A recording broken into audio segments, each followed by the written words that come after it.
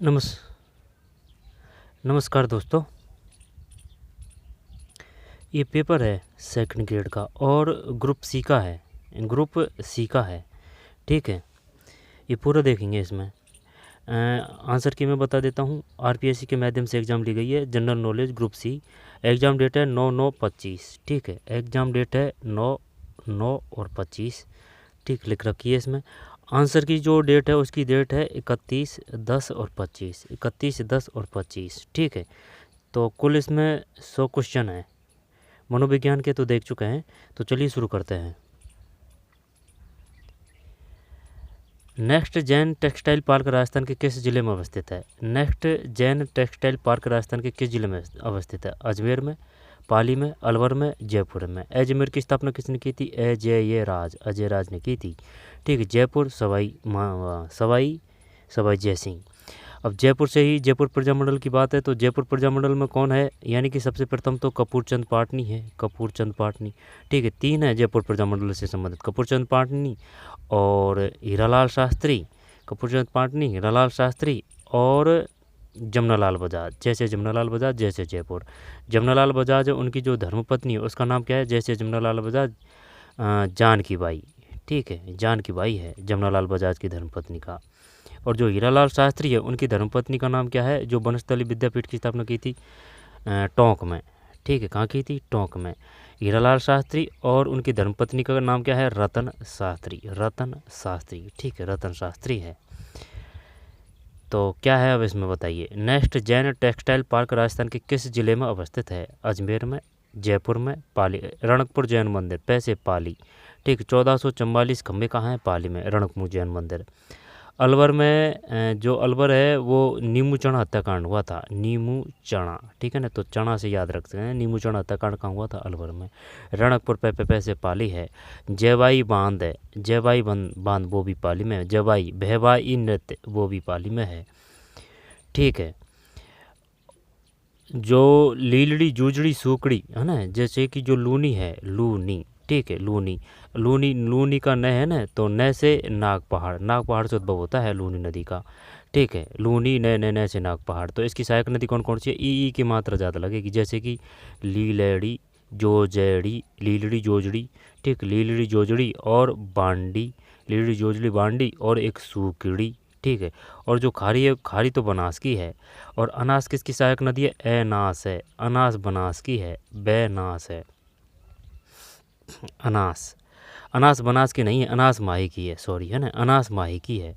ठीक है, और माही नदी का उद्भव कहाँ से होता है? मैं से माही, मैं से मध्य प्रदेश है, मध्य प्रदेश। और जानापाप की पहाड़ी से किसका उद्भव होता है? जानापाप की पहाड़ियों से चंबल नदी का उद्भव होता है। चंबल, चंबल की जो सहायक नदी आएगी ना बै, तो उसमें ज़्यादातर बै की बहुलता रहेगी। जैसे कि चंबल की सहायक नदी तो पार्वती, पार्वती। ठीक है, पार्वती।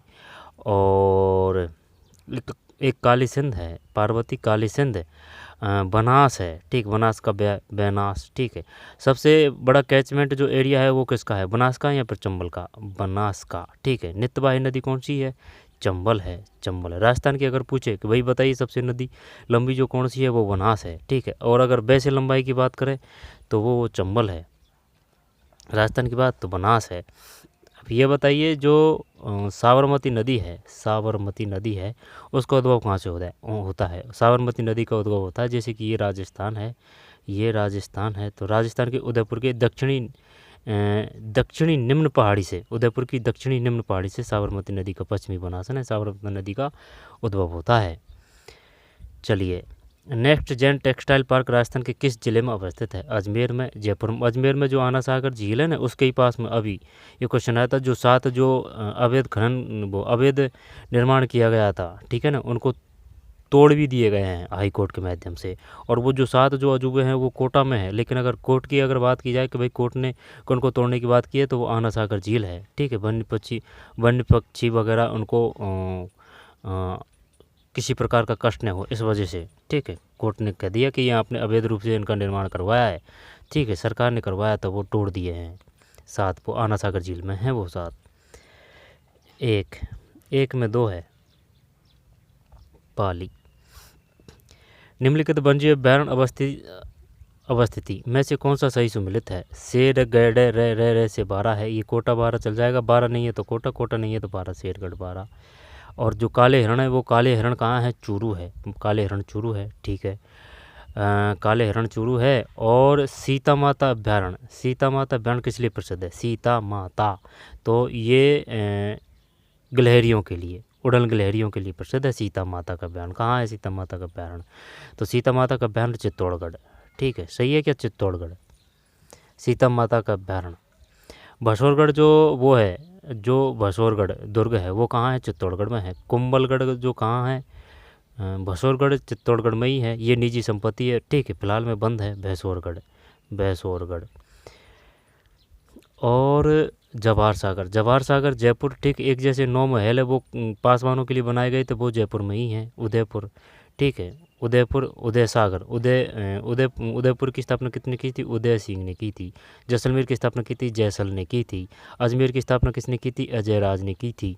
और जो जोधपुर है उसकी स्थापना जोधा है, नाम से ही पता चल रहा है ना। बीका की बीका है, बीकानेर की, ठीक है। और त्रिलोकचंद माथुर किससे संबंधित है? करौली से संबंधित है, ओ की मात्रा है कैरोली, ओ की मात्रा करौली। और जो ये जो है मेवाड़ प्रजामंडल, ये कब है? 1948 होना चाहिए, क्योंकि मेवाड़ का ये डे और ये 48 का 8 है ना, 48 ही होना चाहिए ये। और वो जो 36 का आंकड़ा है ना, 1936, मेघराम वैद है, यानी कि मेघराम मार साहब जी, वो 1936 बीकानेर प्रजामंडल से संबंधित है, बीकानेर प्रजामंडल। 36 का आंकड़ा ऐसे याद कर सकते हैं, ठीक है। और प्रथम निर्वाचित मुख्यमंत्री कौन थे? निर्वाचित, बताइए, निर्वाचित प्रथम, तो क्या टीकाराम पालीवाल थे या फिर हीरालाल शास्त्री थे? निर्वाचित, निर्वाचित में रे आ रहा है ना, रे, तो अपन करेंगे हीरालाल शास्त्री, निर्वाचित, प्रथम निर्वाचित। और मनोनीत की बात है तो वो टीकाराम है, टीकाराम है कि भाई टीका लगा दिया, टीका लगा दिया, तो यानी कि मनोनीत कौन किए गए हैं? टीकाराम पालीवाल, टीकाराम काका जी, ऐसे याद कर सकते हैं। टीका, टीका से मनोनीत, यानी प्रथम मनोनीत कौन थे? टीकाराम पालीवाल। और प्रथम निर्वाचित कौन थे? निर्वाचित में रह आ रहा है, निर्वा, निर्वा, निर्वा, रे से हीरालाल शास्त्री, हीरालाल शास्त्री। सवाई मानसिंह, सवाई माधोपुर ने ये जो सवाई माधो सिंह थे ना जयपुर के, उन्होंने सवाई माधोपुर की स्थापना की थी, ठीक है। और झाला वो जो था ना, वो कोटा में क्या नाम था? झाला हाकिम, क्या नाम था वो? काफ़ी कूटनीतिक था, उसके वो जब तक रहे थे तब तक कोटा पे किसी प्रकार का आक्रमण नहीं हुआ था, ठीक है। 2, निम्नलिखित वन्य अभ्यारण्य अवस्थित में से कौन सा सही सुमेलित है? शेरगढ़ जैसलमेर, सवाई मानसिंह सवाई माधोपुर, जवाहर सागर उदयपुर, भसौरगढ़ भीलवाड़ा। 2 में 2 है, ये है भाई। शेरगढ़ 12 है, कौन सा सही सुमेलित है? जब ये एक ही सही सुमेलित है, सवाई मानसिंह सवाई माधोपुर, 2 में 2, ठीक है ना। से सवाई मानसिंह सवाई माधोपुर। 2011 की जनगणना के अनुसार राजस्थान निम्नलिखित में किस जिले का शिशु लिंग अनुपात अन्य जिलों की तुलना में सर्वाधिक था? बताइए क्या करें? डे से डूंगरपुर, यानी कि जो डामोर जनजाति वो कहाँ है पाई जाती है? मुख्य रूप से डूंगरपुर है। और जो वो है ना, क्या नाम है, किशनगंज, सहवाद, कोटा और बारा, यानी कि जो शहरिया जनजाति है ना, शहरिया, वो किशनगंज, सहवाज, ये बारा की जो मुख्य, ये बारा की जो तहसील है उसमें मुख्य रूप से पाई जाती है, यानी कि कोटा बारा में पाई जाती है, कोई दिक्कत नहीं है कोटा में, बारा में। लेकिन बारा की जो किशनगंज सहवाज तहसील उसमें मुख्य रूप से पाई जाती है कौन सी? शहरिया जनजाति, शहरिया जनजाति। 2011 की जनगणना में राजस्थान के निम्नलिखित में किस जिले का शिशु लिंग अनुपात अन्य जिलों की तुलना में? महिला साक्षरता कितनी है? महिला 52.12, यानी 2 उठा के इधर धर दिया। पुरुष साक्षरता कितनी है? 79 पॉइंट, अब आगे ध्यान नहीं है ना। पुरुष में ऊ की मात्रा है, तो पुरुष में ये झुंझुनू टॉप पे है पुरुष साक्षरता में। और महिला साक्षरता में कोटा है, महिला में कोटा है, ठीक है। जब कोटा के बाद में फिर जयपुर आ जाएगा, ठीक है। आगे चलते हैं। 2011 की जनगणना में राजस्थान के निम्नलिखित में किस जिले का शिशु लिंग अनुपात अन्य जिलों की तुलना में सर्वाधिक था? तो 3 में 2 है, बांसवाड़ा, अन्य जिलों की तुलना में सर्वाधिक था, बांसवाड़ा है, बांसवाड़ा। ततई माता का मंदिर कहाँ है? बांसवाड़ा में है। त्रिपुरा सुंदरी भी माता का मंदिर कहा जाता है इसको, बांसवाड़ा में, ठीक है ना। जैसे कि ये अपना प्यारा राजस्थान है, तो ये प्यारा राजस्थान है। तो कर्क रेखा किन जिलों से गुजरती है? ये बांसवाड़ा और डूंगरपुर। बांसवाड़ा नीचे है, ध्यान देना भाई, जस्ट में, जैसे कि ये नीचे किस्सा है। तो जैसे कि बांसवाड़ा कौन सा आएगा? ये डूंगरपुर है, ये बांसवाड़ा है और डूंगरपुर शायद यहाँ है। ठीक, डूंगरपुर फिर उदयपुर ऊपर है। तो ये डूंगरपुर और ये बांसवाड़ा है ना, तो यूँ गुजरती है ये कर्क रेखा है ना जो। और तरतई माता का मंदिर और काला खूंटा जो काला खूंटा है, यानी कि जो मैग्नी उत्पादक क्षेत्र है काला खूंटा और लीलवानी, ये बांसवाड़ा में ही है। और जो भूकिया जो सोना उत्खनन क्षेत्र है वो भी बांसवाड़ा में है, यानी कि भाई भूखे मर रहे थे, ठीक है, तो सोना मिल गया है ना, ऐसे भूकिया जो उत्खनन क्षेत्र है वो बांसवाड़ा में है। प्रतापगढ़ डूंगरपुर, ठीक, और ये भीलवाड़ा वस्त्र उत्खनन के लिए प्रसिद्ध है भीलवाड़ा। और जो बिजोलिया आंदोलन हुआ था ना, बिजोलिया, वो भीलवाड़ा में। वैसे बिजोलिया, वैसे विजय सिंह पथिक। विजय सिंह का जो पहले का नाम था यानी बचपन का नाम था वो था भूपेश सिंह। ठीक, 3 में 2 है। 2011 की जनगणना में राजस्थान के निम्नलिखित में किस जिले का अनुपात अन्य जिलों की तुलना में सर्वाधिक था? बांसवाड़ा है। ठीक है। Agricultural statistics at a glance 2023 Bharat के अनुसार निम्नलिखित फसल भारत के कुल उत्पादन में राजस्थान का योगदान में कौन सा सम्मिलित नहीं है? 4 में 4, ये हटा दिया। मूंगफली 18.76, रैपिड और सरसों 46.13, ग्वार 90.36। तो मूंगफली है 18.36, ठीक है, मूंगफली 18.36। Agriculture statistics at a glance 2023 Bharat के अनुसार निम्नलिखित फसल भारत के कुल उत्पादन में राजस्थान के योगदान में से कौन सा सम्मिलित नहीं है? जो मूंगफली 18.76 है, याद कर लेना भाई, आ सकता है क्वेश्चन कि बताइए मूंगफली का उत्पादन कितना है, सरसों का कितना है। ठीक है, भारत के कुल उत्पादन में ये काम का है, ये पूछेगा वो किसी एक क्वेश्चन उठा के दे देगा, बताइए ग्वार का उत्पादन कितने होता है भारत की तुलना में, सरसों का कितना होता है, मूंगफली का कितना होता है? तो मूंगफली 18.76 है, 18.76 है। ठीक है, रैपिड और सरसों 46.13 है और ग्वार 90 यानी ग्वार सबसे ज़्यादा है अपने इंडिया में, है ना, यानी कि अपने ही होती है ग्वार, और जगह नहीं है, 90.36। तो मूंगफली 18.76, रैपिड और सरसों 46.13 और ग्वार 90.36। निम्नलिखित में से कौन से जिले उनके सामान्य वार्षिक वर्षा के आधार पर सही अवरोही क्रम में व्यवस्थित है? बताइए भाई, ज़्यादा से कम अवरोही वर्षा के मामले में। 5 में 1 है, बांसवाड़ा, भीलवाड़ा, हनुमानगढ़। बांसवाड़ा, ठीक है, जैसे कि ये निचले हिस्सा है तो बांसवाड़ा के बाद में ये भीलवाड़ा है यहाँ, ठीक, भीलवाड़ा और हनुमानगढ़। तो ये ऐसे नहीं है कि भाई जो किताब में है उसके हिसाब से, ये ऑप्शन में से बताना है आपको कि वो सही कौन सा है अवरोही क्रम में। बांसवाड़ा, भीलवाड़ा, हनुमानगढ़। 5 में 1, बांसवाड़ा, भीलवाड़ा, हनुमानगढ़, बांसवाड़ा, भीलवाड़ा, हनुमानगढ़, बांसवाड़ा, भीलवाड़ा, हनुमानगढ़। ठीक, बांसवाड़ा, भीलवाड़ा, हनुमानगढ़ यानी कि जो कालीबंगा सभ्यता है ना वो हनुमानगढ़ में है, कालीबंगा पीलीबंगा हनुमानगढ़ में है, ठीक है ना। और जो गेहूं का उत्पादन प्रमुख स्थान है वो किसका है? श्रीगंगानगर है, श्रीगंगानगर, ठीक है, श्रीगंगानगर, हनुमानगढ़। गोगामेड़ी कहाँ है? हनुमानगढ़ में है गोगामेड़ी। निम्नलिखित में कौन सा पश्चिम से पूर्व की ओर सही क्रम में व्यवस्थित है? बताइए भाई, क्या करें इसमें? पश्चिम से पूर्व की ओर 6 में ये 8-10-15 क्वेश्चनों को देख चुके हैं पहले। 6 में 4 ये है, कौन सा सही क्रम में व्यवस्थित है? तो 6 में 4 है, उड़िया का पठार, भौराट का पठार, मुकुंदरा की पहाड़ियाँ। पश्चिम से पूरब, जैसे कि ये अपना राजस्थान है, पश्चिम से पूरब की ओर सही क्रम में व्यवस्थित है। उड़िया का पठार है, भौराट का पराट, भौराट है, रा से रा संबंध आ जाएगा, वैसे मुकुंदरा रा से 12 आ जाएगा, कोटा 12, ठीक है, मुकुंदरा रा 12 पक्का है, भौराट ये। और एक और है कौन सा? उड़िया, जैसे उड़िया भाई जो पक्षी है वो सबसे ऊपर उड़ते हैं, तो उड़िया यानी कि सबसे ऊंचा उड़िया है। भौराट रा से रा संबंध पक्का है, एक जिला। और एक और है, और अगर वो पूछेगा ना 56 का मैदान, 56 पे से प्रतापगढ़ पक्का आएगा, एक और है कोई सा जिला। तो उड़िया का पठार, भौराट का पठार, मुकुंदरा की पहाड़ियाँ। उड़िया का पठार, भौराट का पठार, मुकुंदरा की पहाड़ियाँ। उड़िया का पठार, भौराट का पठार, मुकुंदरा की पहाड़ियाँ। 6 में 4 है। निम्नलिखित तथ्यों के आधार पर नदी की पहचान कीजिए। यह राजसमंद जिले में बिजराल ग्राम की पहाड़ियों से उद्गमित होती है। यह बनास नदी की सहायक नदी है। इसकी कुल लंबाई लगभग 80 किलोमीटर है। 7 में 3, खारी है ये। खारी किसकी सहायक है? खारी बनास की है। आई बात समझ? खारी बनास की है। ने की माही की, खारी बनास की है। ठीक है। बेड़च, कोठारी, मेज। कोठारी किसकी सहायक नदी है? मेज।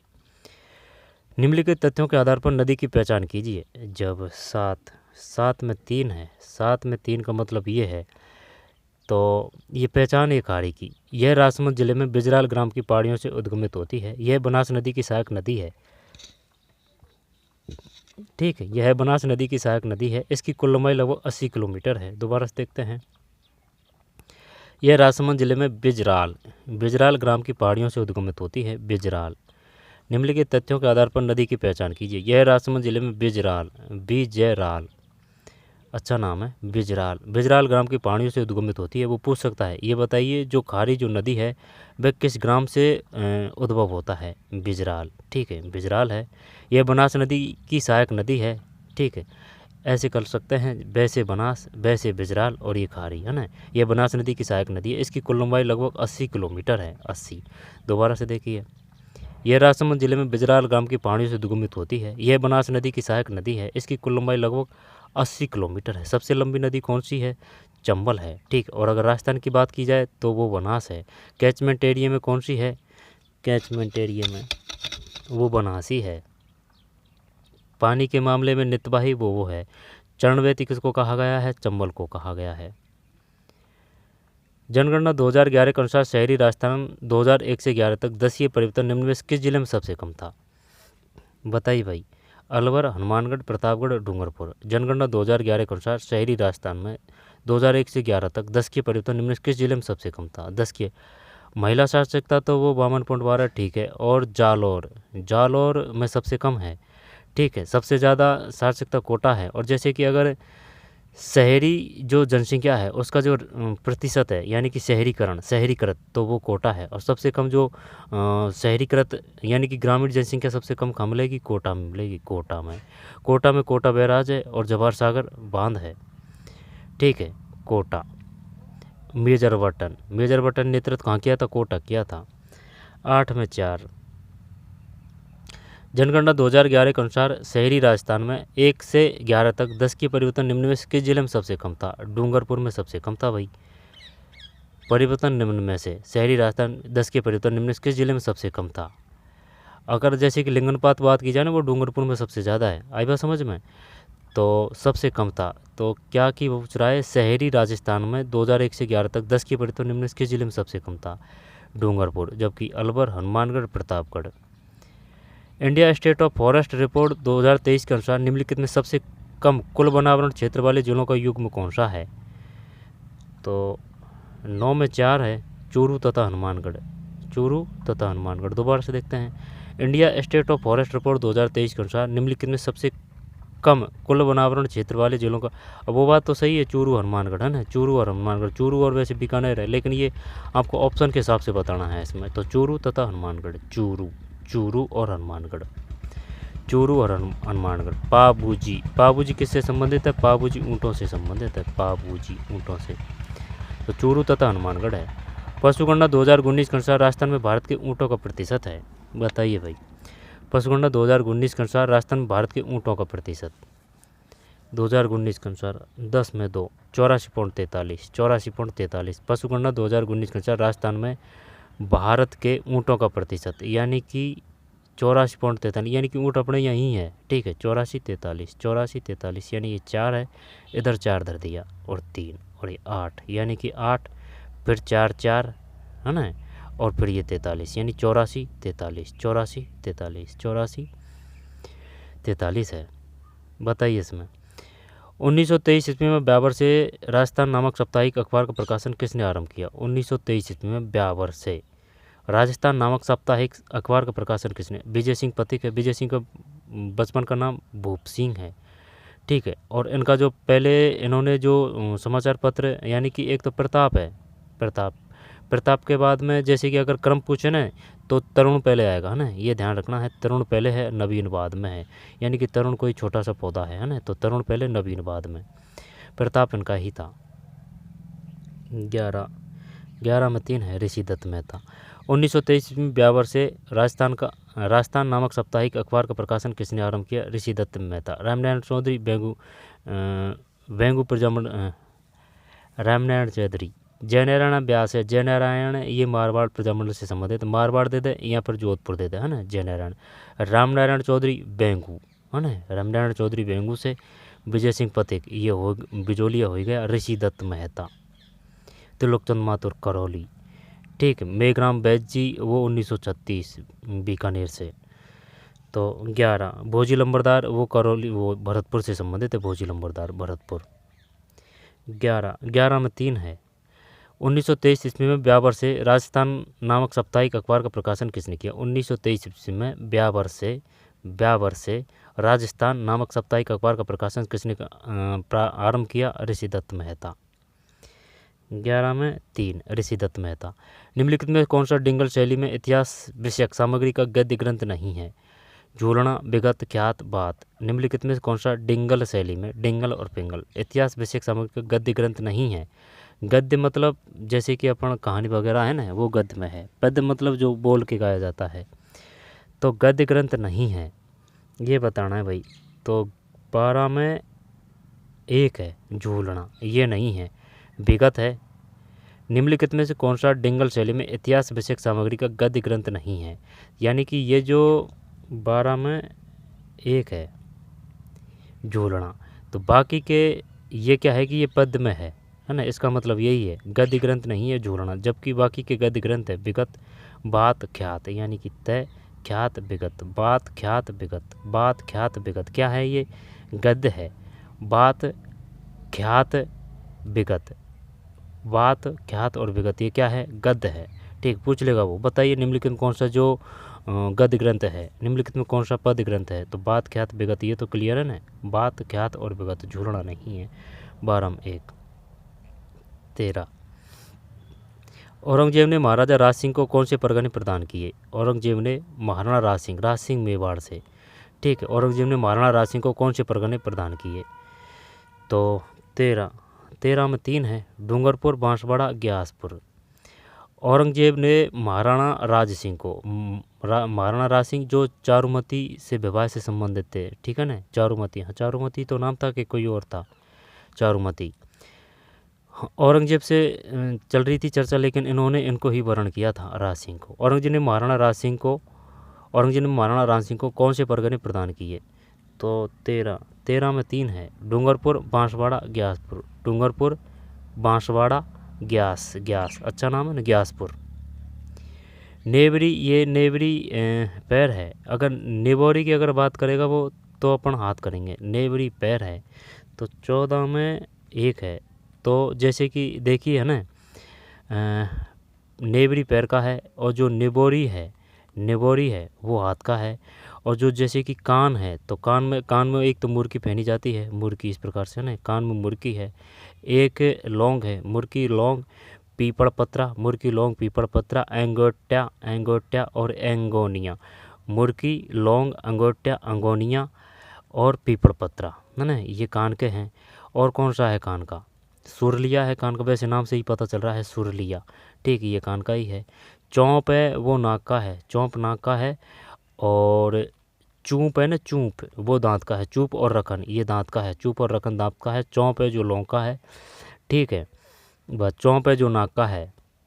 और जो बुलाक है ना, बुलाक है, बुलाक में नाक छिपी हुई है। बुलाक है नाक है, बुलाक है नाक, बुलाक नाक का है। चौंप है वो भी नाक का है। चूप है और वो रखन है वो दांत का है ना, वो दांत का है, ठीक है। और माथा की, ये गर्दन की बात है तो चंपाकली, यानी कि जो चंपाकली है उससे गर्दन चमक रही है, तो चंपाकली गर्दन का है। और जैसे कि आड़ है, ठुस्सी है, बड़ी बूढ़ी दादी पहनती थी, वो गर्दन का ही है, ठीक है। और टीकला बोरला है ना, वो माथा का है। टीकला बोरला वो माथा का है।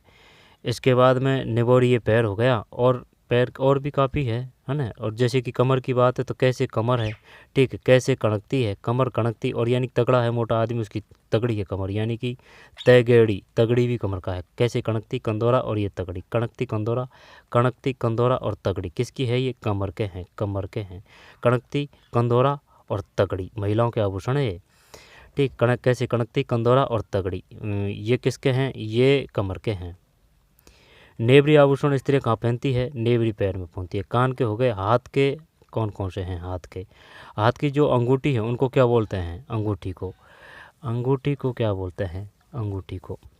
गर्दन, चंपाकली गर्दन का ही है। 14 में एक है, भील विद्रोह के संबंध में कौन सी कथन सत्य है, तो बताइए इसमें कौन सा सही है। 15 में एक है,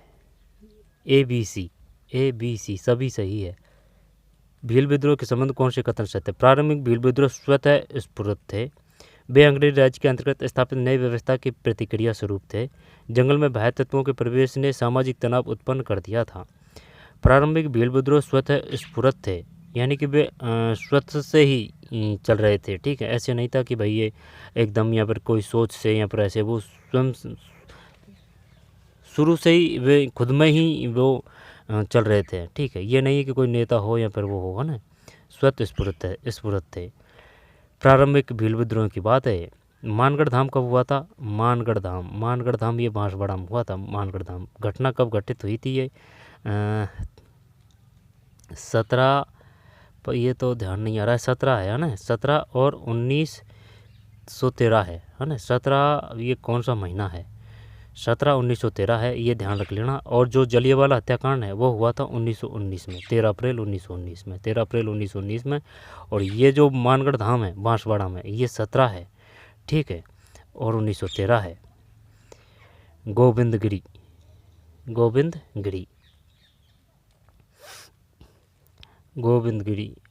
भोगीलाल पंड्या, बांसवाड़ा ये जो था, इससे कौन संबंधित थे, गोविंदगिरी, हाँ गोविंदगिरी थे। संप सभा की स्थापना किसने की थी, संप सभा की गोविंदगिरी ने की थी। और आगे देख लेंगे, भील विद्रोह के संबंध में कौन से कथन सत्य हैं, तो 15 में एक है, ABC प्रारंभिक जीवन विद्रोह स्वतः स्फुरित थे, वे अंग्रेज राज्य के अंतर्गत स्थापित नई व्यवस्था की प्रतिक्रिया स्वरूप थे, जंगल में बाह्य तत्वों के प्रवेश ने सामाजिक तनाव उत्पन्न कर दिया, जंगल में बाह्य तत्वों के प्रवेश ने सामाजिक तनाव उत्पन्न कर दिया था, ठीक भाई ये है। रामप्यारी बहन, हैजा बहन एवं रुक्माणी बहन आदि महिलाओं ने 1939 में किस रियासत के प्रजामंडल आंदोलन, तगड़ा काम है भाई, रामप्यारी बहन, हैजा बहन, रुक्मणी बहन आदि महिलाओं ने 1939 में किस रियासत के प्रजामंडल आंदोलन में भाग लिया। 16 में 3 है, सिरोही। ये पहली बार पढ़ रहे हैं भाई ये क्वेश्चन को, रामप्यारी बहन, हैजा बहन, ये इस प्रकार के क्वेश्चन, यानी कि ये जो है ना, ये तगड़े वाले क्वेश्चन, ये 30 से 35% आते हैं भाई RPSC में, लेकिन RSSC में कोई रोड़ा नहीं है, ये 5-10% ही आते हैं, ठीक है ना, यानी 3-4-5 क्वेश्चन आते हैं। रामप्यारी बहन, हैजा बहन, रुक्मणी बहन आदि महिलाओं ने 1939 में किस रियासत के प्रजामंडल आंदोलन में भाग लिया। 16 में 3 है, सिरोही। निम्नलिखित में से राजस्थान के किस किले पर कभी भारी आक्रमण नहीं हुआ। 17 में एक है, जयगढ़ किला, ये तो जयगढ़ किला जयपुर, भटनेर किला कहाँ है, जूनागढ़ किला बीकानेर में है, लालगढ़ किला बीकानेर में है, गागरोण झालावाड़ में है, ठीक है, ये जलदुर्ग है, जो आहू और काली सिंध नदी है उनके बीच में है गागरोण दुर्ग। और जो पीपाजी है ना, पीपाजी, उनकी ये जन्मस्थल रही है गागरोण दुर्ग की, जयगढ़ बीकानेर में। भानगढ़ ये अलवर में है, बाला किला ये भी अलवर में है, भरतरी का मेला ये भी अलवर में ही है, ठीक है, और सरिस्का बंजबरण अलवर में ही है, ठीक है, और कनपटियों का मेला ये भी ये अलवर में ही लगता है, ठीक है। नारायणी माता का मेला, नैसे नारायणी नैसे नाइयों की कुलदेवी है, ये भी अलवर ही है, ठीक है, और सरिस्का अभ्यारण्य ये अलवर है, ये तो बता दिया। और एक और है, जैसे कि वो बावड़ी है ना, क्या नाम है वो बावड़ी का, ध्यान नहीं आ रहा है, तो 17 में एक है, जयगढ़ किला, ठीक है। भटनेर किला कहाँ है ये बताइए, भटनेर किला ये आ जाएगा हनुमानगढ़ किला, आई बात समझ में। लेकिन अगर वो पूछे ना कि ये बताइए भाटियों का शासन कहाँ है, तो भाटियों का शासन जैसलमेर में रहा है, आई बात समझ में। भटनेर किला हनुमानगढ़ में है, भाटियों का शासन जैसलमेर में है। जैसलमेर की स्थापना किसने की थी, जयसल ने की थी। 17 में एक, जयगढ़ किला। आगे चलते हैं, जयगढ़ किला, गागरोण किला वो हो गया जूनागढ़, और ये जो जूनागढ़ किला और बाला किला बीकानेर, ये जो जूनागढ़ लाल किला है, जूनागढ़ लालगढ़, लालगढ़ ये बीकानेर में ही है। जूना किला ये राय सिंह ने निर्माण करवाया था, जूना किला, ये जूनागढ़ किला का। लेकिन अगर जैसे कि वो जो है राय सिंह, बीकानेर की स्थापना बीकाजी ने नहीं करवाई थी, है ना, ये ध्यान देना। जैसे कि भाई बीकाजी है, बीकाजी ने बीकानेर की स्थापना करवाई है, लेकिन ये जो जूनागढ़ किला है ना, जूनागढ़ किला का निर्माण बीकाजी ने नहीं करवाया है। इसका निर्माण किसने करवाया है? इसका निर्माण करवाया है किसने? राय सिंह और राय सिंह में चक्कर पड़ता है। राज है ये मेवाड़ से है, राय सिंह ये बीकानेर से है, ठीक है।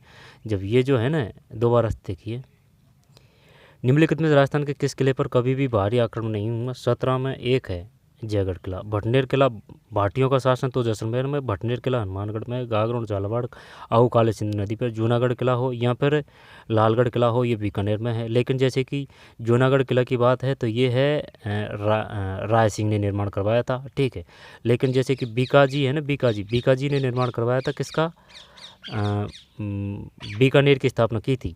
लेकिन जूनागढ़ किले का निर्माण बीकाजी ने नहीं करवाया था। लेकिन जोधपुर में अलग है, जोधाजी ने जोधपुर की स्थापना करवाई थी, और जो मेहरानगढ़ दुर्ग है वो भी जोधाजी ने ही निर्माण करवाया था। ये जो जोधपुर का दुर्ग है, मेहरानगढ़ दुर्ग, ये किस पहाड़ी पर है? मेसा की पहाड़ी, मेसा की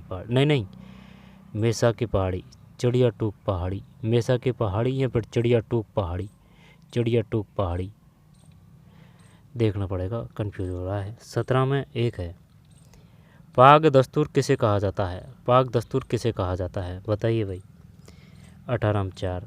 यह परिवार में मुखिया की मृत्यु के बाद निश्चित दिन पर होने वाला दस्तूर था। मतलब पाग दस्तूर किसे कहा जाता है? यह परिवार में मुखिया की मृत्यु के बाद निश्चित दिन पर होने वाला दस्तूर था। अच्छा, पाग दस्तूर, अच्छा क्वेश्चन।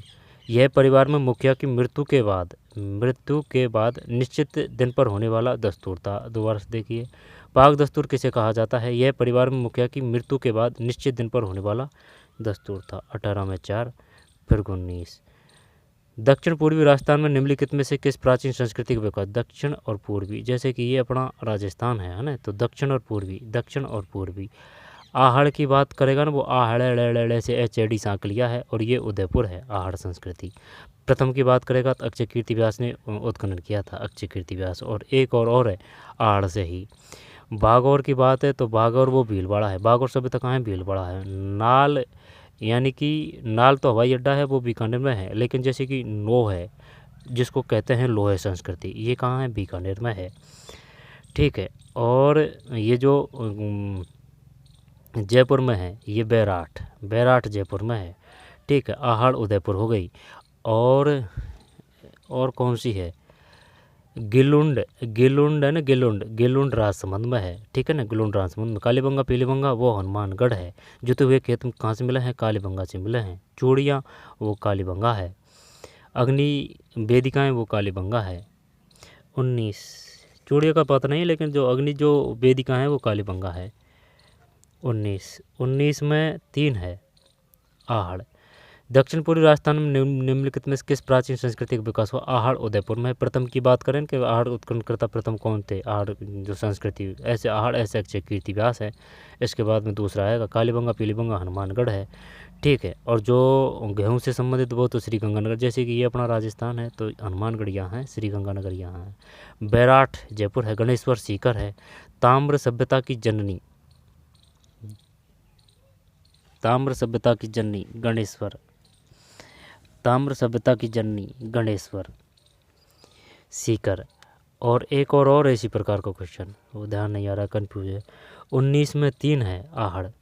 निम्नलिखित में कौन से सुशिर वाद्य यंत्र है? जब जैसे कि एक तो सुशिर मतलब फूंक से, और जो अवनिद वाद्य है उनको क्या बोलते हैं? अवनिद का वाद्य मतलब होता है जैसे कि चमड़े की ढाल से जो बनाए जाते हैं ना, जैसे कि घेरा है ना, ढोलकी है, घेरा ढोलकी है ना, वो अवनिद है, यानी चमड़े की खाल से जो, जैसे कि एक चंग है, वो भी ये अवनिद वाद्य में है, ठीक। अवनिद, ठीक है। और जो घनवैद्य की बात करेगा तो घनवैद्य में कौन से आएंगे? घनवैद्य में आएंगे जैसे कि मजीरा है, मंदिर की जो है ना घंटी, वो है ये घनवैद्य में, यानी कि जो धातु से बनते हैं, है ना। तो मजीरा है, घंटी है, चौतारा है, ठीक है, वो किस में आएंगे, घनवैद में। अवनैद्य तो वो हो गया चमड़े से बनते हैं, जो चमड़े की खाल से। घनवैद का मतलब जो धातु से बनते हैं, है ना, मजीरे की घंटी और जो मजीरा, इससे समझ सकते हैं। सुशीर में कोई दिक्कत नहीं है, सुशीर मतलब फूंक से। तो अलगोजा, बाकिया, सतारा। अलगोजा ये फूंक से है। ये दो बांसुरी होती है ना, इनका कंबाइंड रूप है अलगोजा बांसी, ये बांसुरी का है। बाकिया किसे कहते हैं, सतारा। बताइए क्या करें अब इसमें 20 में। तो 20 में 4 है, 20 में 4 है, 20 में 4 है। ये है ABC। ABC का मतलब ABC सभी है, ये सुशीरवाद यंत्र है। अलगोजा है, बाकियाँ है, सतारा है। तो ये बताइए जो तत्वैध है वो कौन कौन से हैं, तत्वैध यानी कि तय आ रहा है। तो एक तो तत्वैध वो है जंतर, जंतर तत्वैध है, जंतर। एक है कैमायचा, कैमायचा। अब ये जो कमायचा का चा है ना, अब इसको अपन ने ता कर दिया, तो भाई अपन ने ऐसे कर रखा है तय तय आएगा, तो वो तत्वैध है। जैसे कि कमायचा का तय कर दिया तो कमायता, और कमायचा जंतर। और एक है कौन सा, कमायचा जंतर, और एक भपंग है, कमायचा जंतर भपंग। और भी है, कमायचा जंतर भपंग, कमायचा जंतर भपंग, कमायचा जंतर भपंग। भपंग इधर अलवर में मुख्य रूप से बजाया जाता है, कमायचा जंतर भपंग। और भी है 20 में 4 है, ABC। तो बताइए निम्नलिखित में सतारा किस प्रकार का है, सुशीर है या फिर तत्वैध है। सुशीर है, सुशीर मतलब फूंक से। तो सतारा है, बाकिया है, अलगोजा है, अलगोजा है, बाकिया है, सतारा है। अलगोजा, अलगोजा, बाकिया, सतारा। कैसे याद करें इनको, पूछेगा वो। बताइए निम्न में कौन सा सुशीर है, कौन सा अवनैध है, घनवैध है। ठीक है, निम्न में कौन सा तत्वैध है। ठीक है, तो अलगोजा, बाकिया, सतारा, अलगोजा, बाकिया, सतारा, ये सुशीर है। चंग जो नृत्य है वो अवनैध है ना। चंग जो नृत्य कहाँ किया जाता है, शेखावट क्षेत्र। कच्ची घोड़ी नृत्य कहाँ किया जाता है, शेखावट क्षेत्र। घोड़ी मतलब विवाह, कच्ची घोड़ी विवाह पे। और जो चंग जो नृत्य है वो किया जाता, चंग कच्ची घोड़ी, चंग होड़ी पे है, होली पे चंग नृत्य होली। वो ध्यान नहीं आ रहा है वो कौन सा है। कच्ची घोड़ी तो हो गया, विवाह पे है कच्ची घोड़ी। और गीदड़ है वो, है ना, गीदड़ है ना, गीदड़ होली पे किया जाता है। और ये चंग है ना, चंग तो वो है जैसे कि वो बजाते हैं ना, वो है जैसे कि बड़ौदा बैंक में नाम खुलवाया, छोरा छोरी बड़ौदा बैंक में खाता खुलवाया, छोरा छोरी को नाम लगवाया, वो ये जो चंग वो वाद्य है ना, इस पे ही गाया गया था। ठीक है ना, घेरा जैसा होता है छोटा। 21 में 4। लोहारू सुनैल, 21 में 4 है। 4 का मतलब ये है, किन दो क्षेत्रों का विलय 1956 ईस्वी में राज्य पुनर्गठन आयोग में मुनि जिनविजन समिति की सिफारिश पर राजस्थान में किया गया। 21 में 4। किन दो क्षेत्रों का विलय 1956 ईस्वी में राज्य पुनर्गठन आयोग एवं मुनि जिनविजय समिति की सिफारिश पर राजस्थान में किया गया। आबू रोड और देलवाड़ा, इनका किया गया था भाई, मुनि जिनविजन समिति की सिफारिश पर। दोबारा से देखते हैं, किन दो क्षेत्रों का विलय 1956 ईस्वी में राज्य पुनर्गठन आयोग एवं मुनि जिनविजय समिति की सिफारिश पर राजस्थान में किया गया। आबू रोड देलवाड़ा है ये। अब ये तो पता है 1926 में ये हुआ था, लेकिन और ये भी पता है राज्य पुनर्गठन आयोग, लेकिन ये मुनि जिनविजय समिति का कोई पता नहीं है भाई अपन को। मुनि जिनविजय समिति ध्यान रखेंगे। आबू रोड देलवाड़ा, 21 में 4। प्रसिद्ध चित्रकार अली रजा मुगल सेवा से मुक्त होकर राजस्थान किस शासक के दरबार में शामिल हुए। प्रसिद्ध चित्रकार अली रजा मुगल सेवा से मुक्त होकर, तो क्या करें इसमें, राय सिंह कर दें। 22 में नहीं, कर्ण सिंह है। प्रसिद्ध चित्रकार अली रजा मुगल सेवा से मुक्त होकर राजस्थान किस शासक के दरबार में शामिल हुए, कर्ण सिंह है। रह जाएगा ध्यान, वो पूछेगा बताइए अली रजा कहाँ है, साहबदीन। ये साहबदीन यानी कि साहब कहाँ है, मेवाड़ में है। तो साहबदीन जो चित्रकार थे वो कहाँ है, मेवाड़ में। तो साहब कहाँ है, ऐसे कर रखा है, साहबदीन कहाँ है, मेवाड़ में है। अली रजा मुगल सेवा से मुक्त होकर राजस्थान के किस शासक के दरबार में शामिल हुए, कर्ण सिंह। प्रसिद्ध चित्रकार अली रजा, ठीक है, अली अली अली अली मुगल सेवा से मुक्त होकर राजस्थान के किस शासक के दरबार में शामिल है? कर्ण सिंह है। 22 में 3 कर्ण सिंह है। संतलत काल के 2 मूल सिक्के चांदी का टाका और तांबे का जीतल किसने प्रचलित किया? संतलत काल के 2 मूल सिक्के चांदी का टाका और तांबे का जीतल। जब है ना वो क्वेश्चन ये भी देगा, ये बताइए चांदी का जो सिक्के थे उसको क्या कहा गया है? टाका। तांबे का जो सिक्का है उसको क्या कहा गया है? जीतल। जीतल, जीतल भी बोल सकते हैं, कोई दिक्कत नहीं है ना। जीतल और जीतल एक ही है, जीतल जीतल। 23 में 4 है अलाउद्दीन खिलजी। दोबारा से देखते हैं। संतलत काल के 2 मूल सिक्के चांदी का टाका और तांबे का जीतल। तो ये बताइए जो चांदी का जो सिक्का था उसको क्या कहा जाता था? टाका। कब की बात है? ये संतलत काल की, ठीक है, संतलत काल।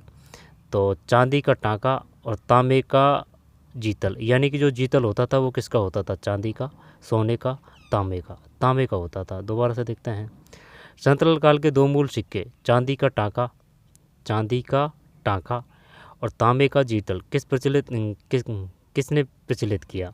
तो ये प्रचलित किया 23 में 4 अलाउद्दीन खिलजी। इल्तुतमिश। बलबन, लोहे व रक्त की नीति किसने धारण की थी? बलबन ने की थी। रजिया सुल्तान, 4 साल ही शासन किया था उन्होंने। अलाउद्दीन खिलजी वो तो ठीक है, लेकिन ये बताइए खजाइन उल फतूह किसकी रचना है? खजाइन उल फतूह। क्या अलाउद्दीन खिलजी है? इल्तुतमिश। और वह शासक कौन था जिसे यानी वो विद्वान भी था और पागल भी कहा गया है उसको? वो कौन था? मोहम्मद बिन तुगलक, है ना। मोहम्मद बिन तुगलक, मोहम्मद यानी बिन आएगा, एनसीईआरटी बिन नहीं लगाती है, वो डायरेक्ट मोहम्मद तुगलक लिख देती है, ठीक है। जबकि अपनी जो बुक है ना उनमें बिन लगता है, मोहम्मद बिन तुगलक वो है। एनसीईआरटी डायरेक्ट मोहम्मद और तुगलक ही लिखती है। 23 में 4 है। संतलत काल के 2 मूल सिक्के चांदी का टाका, संतलत काल की बात है, और तांबे का जीतल किसने प्रचलित किया? अलाउद्दीन खिलजी है। प्रतिहारों के शासनकाल में किस स्थापत्य शैली का विकास हुआ? प्रतिहारों के शासनकाल में ये द्रविड़ तो नीचे थी, बेसर जैसे कि ये अपना प्यारा देश है तो द्रविड़ ये नीचे, ठीक है, और बेसर उत्तर की जो है और जो दक्षिण की है उसका सम्मिलित रूप वो बेसर है। प्रतिहारों के शासनकाल में किस स्थापत्य शैली का विकास हुआ? 24 एक है महामारू, ठीक। प्रतिहारों के शासनकाल में किस स्थापत्य शैली का विकास हुआ? प्रतिहारों के शासनकाल में किस स्थापत्य शैली का विकास हुआ? महामारू। चौहान शासक पृथ्वीराज तृतीय द्वारा भंडारकों के दमन का उल्लेख किस तत्कालीन विद्वान ने अपनी कविता में किया है? चौहान शासक पृथ्वीराज तृतीय द्वारा भंडारकों के दमन का उल्लेख किस तत्कालीन विद्वान ने अपनी कविता में किया है?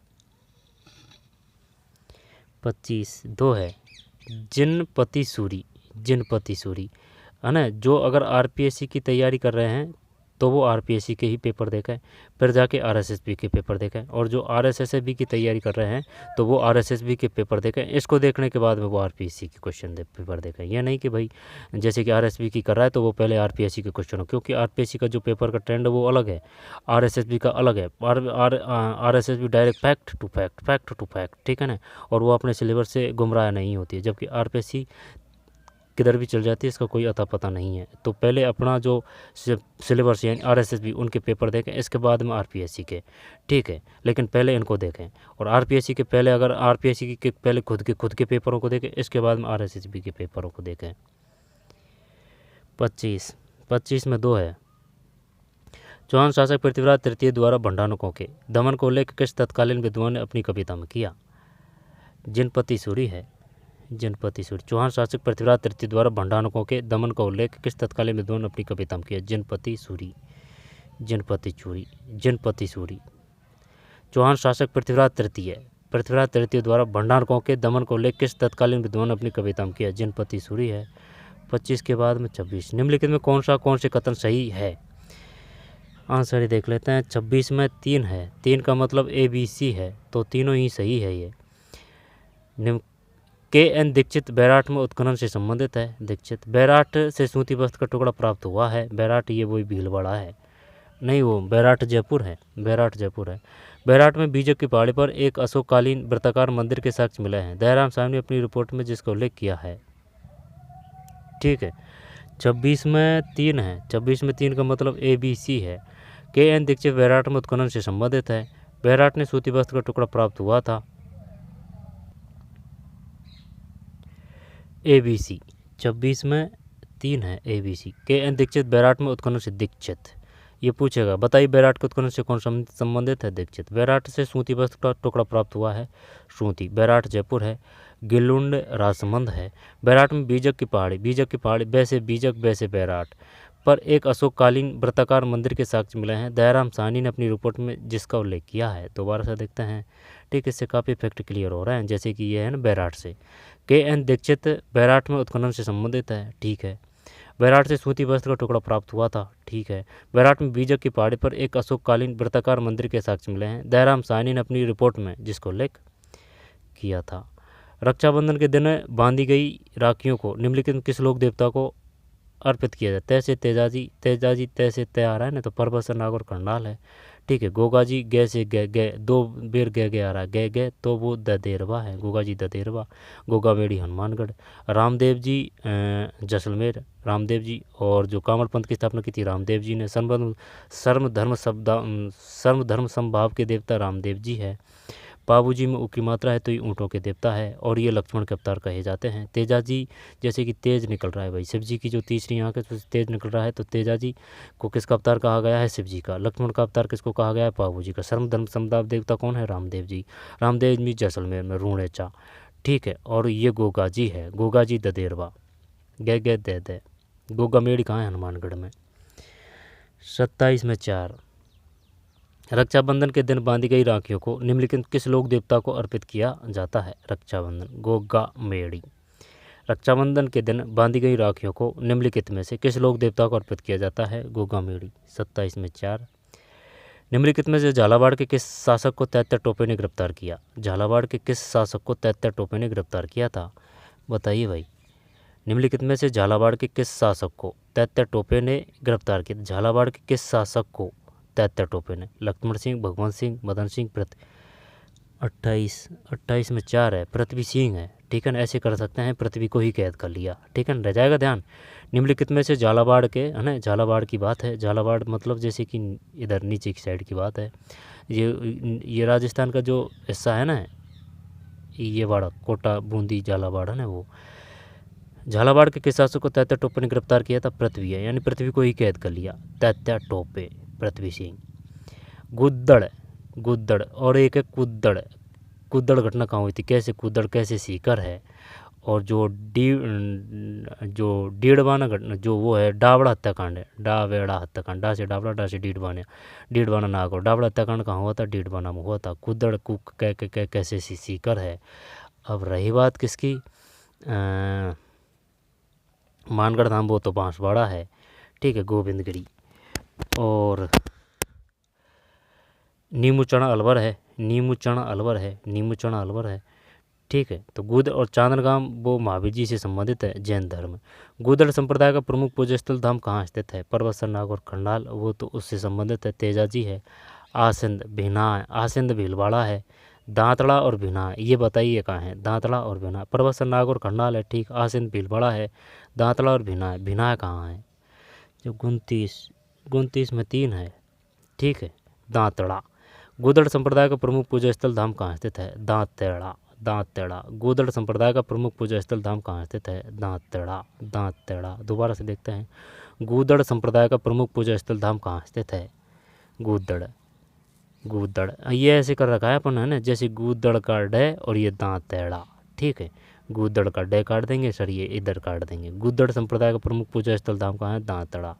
दांतड़ा। और वैसे कि जो दांत हंसिया, जो दांतड़ा होता है ना, हंसिया दांतड़ा, उसको भी बोलते हैं, ऐसे याद कर सकते हैं। दांतड़ा गुद्दड़, परबसर नाग और खंडाल, आसिंद भीलवाड़ा। भिनाया कहाँ है? 29 में 3 है, दांतड़ा। राजस्थान बाणगंगा का मेला कहाँ लगता है? बताइए भाई। बाणगंगा ये बांदी कोई जयपुर दौसा हो जाएगा है ना। तो नीलकंठ महादेव जी का मंदिर ये दौसा है। पांडुपोल अलवर है। मानगढ़ धाम अलवर है। मैंड ये पता नहीं है भाई। मैंड यही करते हैं दिखाना। 30 में मैंड ही है भाई ये। 30 में 4। ठीक है। राजस्थान में बाणगंगा का मेला कहाँ लगता है? मेंढ है, मेंढ। राजस्थान में बाणगंगा का मेला कहाँ लगता है? मेंढ है, मेंढ। राजस्थान में बाणगंगा का मेला कहाँ लगता है? मेंढ, मेंढ। भानगढ़ ये वो है, भानगढ़, भूतों का किला अलवर, ठीक। और बाला किला वो भी अलवर है। पांडुपोल ये भी अलवर है। नीलकंठ, नीलकंठ ये दौसा में है भाई, नीलकंठ, नीलकंठ का मंदिर। लेकिन और भी है, नीलकंठ महादेव जी का मंदिर, है ना, वो कहाँ है? तो राजस्थान बाणगंगा का मेला कहाँ लगता है? मेंढ, मेंढ। ये बाणगंगा कहाँ बहती है? जैसे कि जयपुर, बांदीकुई और ये दौसा, ये आसपास है ना, वो है ये बाणगंगा। बनास गंगा, अर्जुन की गंगा, बाणगंगा। 30 में 4 है, मेंढ। राजस्थान के निम्नलिखित मुख्यमंत्री में से किसने प्रथम बार राजस्थान विधानसभा में बजट प्रस्तुत किया? तो मोहनलाल सुखाड़िया, जयनारायण प्रजामंडल ये वो है, मारवाड़ प्रजामंडल से संबंधित है। यहाँ पर मारवाड़ न दे, जोधपुर दे दे तो भी चल जाएगा। टीकाराम भाई तो भाई टीका लगा रहे हैं अपने माथे में ना, तो यानी कि वो क्या है, टीकाराम ऐसे नहीं बैठेगा ये। जैसे कि अपन को निर्वाचित में कोई दिक्कत नहीं है ना, निर्वाचित में रह है, निर्वा में रह है, रह से हीरा है। निर्वाचित अगर हीरा है तो टीकाराम टीका लगा रहे हैं तो ये मनोनीत है, ठीक है भाई। 31 में 3 है। राजस्थान के निम्नलिखित मुख्यमंत्री में से किसने प्रथम बार राजस्थान विधानसभा में बजट प्रस्तुत किया? जयनारायण व्यास है। 31 में 3, मोहनलाल सुखाड़िया। ये बताइए, एक से ज़्यादा यानी कि 3 बार तक, यानी कि 3 से अधिक कौन मुख्यमंत्री पद पर आसीन होते हैं? हो सके मोहनलाल सुखाड़िया और भैरव सिंह शेखावत और भी है, तो ये जयनारायण व्यास है। 31 में जयनारायण व्यास है। राजस्थान के निम्नलिखित मुख्यमंत्री किसने प्रथम बार राजस्थान विधानसभा में बजट प्रस्तुत किया? जयनारायण व्यास है, जयनारायण व्यास। राष्ट्रपति निर्वाचन 2022 में राजस्थान राज्य विधानसभा के सभी सदस्यों का कुल मत मूल्य कितना था? 32 में 3 है, 25,800।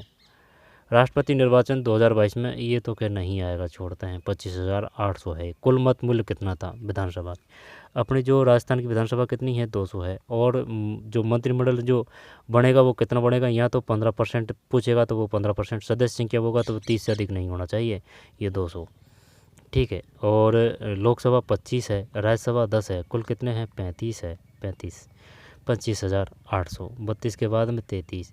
31 मई 2025 को यथा विद्यमान राजस्थान मंत्रिपरिषद के संबंध में निम्न कौन से कथन सही नहीं है? 33 में 3 है, 33 में 2 है, 2 का मतलब ये है 2।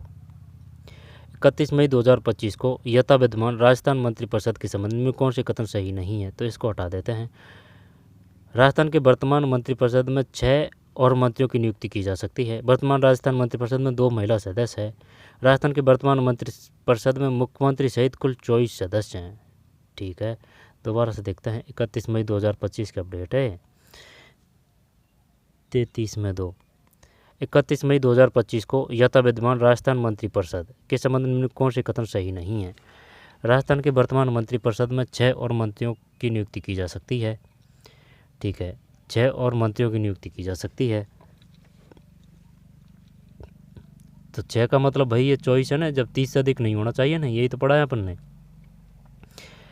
वर्तमान राजस्थान के मंत्रिपरिषद में 2 महिला सदस्य है, 2 महिला सदस्य है। राजस्थान के वर्तमान मंत्रिपरिषद में मुख्यमंत्री सहित कुल 24 सदस्य है, ठीक। भारत के संविधान के किस प्रावधान के तहत राजस्थान सरकार के अधीन सेवारत किसी व्यक्ति को प्रभावित करने वाले अनुशासनात्मक मामलों से संबंधित राजस्थान लोकसेवा आयोग से परामर्श करना अनिवार्य है? 34 3 है, अनुच्छेद 320(3).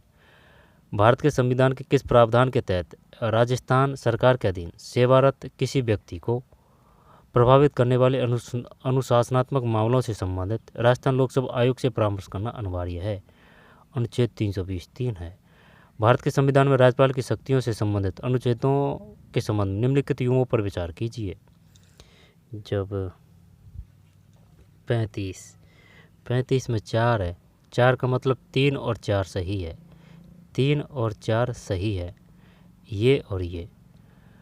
विधेयकों पर अनुमति अनुच्छेद 200, राज्य के विधानमंडल के सत्र 17वें और विघटन, ये 174 है। दोबारा से देखते हैं क्या कह रहा है। भारत के संविधान में राज्यपाल की शक्तियों से संबंधित अनुच्छेदों के संदर्भ निम्नलिखित युगों पर विचार कीजिए। जब 35 का मतलब 4 है, यानी कि 3 और 4। विधेयक पर अनुमति अनुच्छेद 200 है। राज्य के विधानमंडल के सत्र, शताब्दन और विघटन अनुच्छेद 174 है। विधेयकों पर अनुमति 200 है। विधेयकों पर अनुमति यानी कि बताइए किस अनुच्छेद के तहत विधेयकों पर अनुमति मिलती है? 200 है, ठीक है ना, दोहरा शतक। राज्य के विधानमंडल के सत्र, सत्रावसन और विघटन 174, 174, 200 और राज्यपाल की अध्यक्षीय शक्ति है वो 213 है। अनुच्छेद 68 किससे है? 17 वो तो एस प्रथा से संबंधित, 17 ऐसे प्रथा, ठीक है। प्राणवध एक स्वतंत्रता वो 19 है। तो 21 से संबंधित कौन सा है? 21। अभिव्यक्ति की आज़ादी क्या है बताइए, इनमें चक्कर है, ये देखना पड़ेगा ना। तो 35 में 4 है।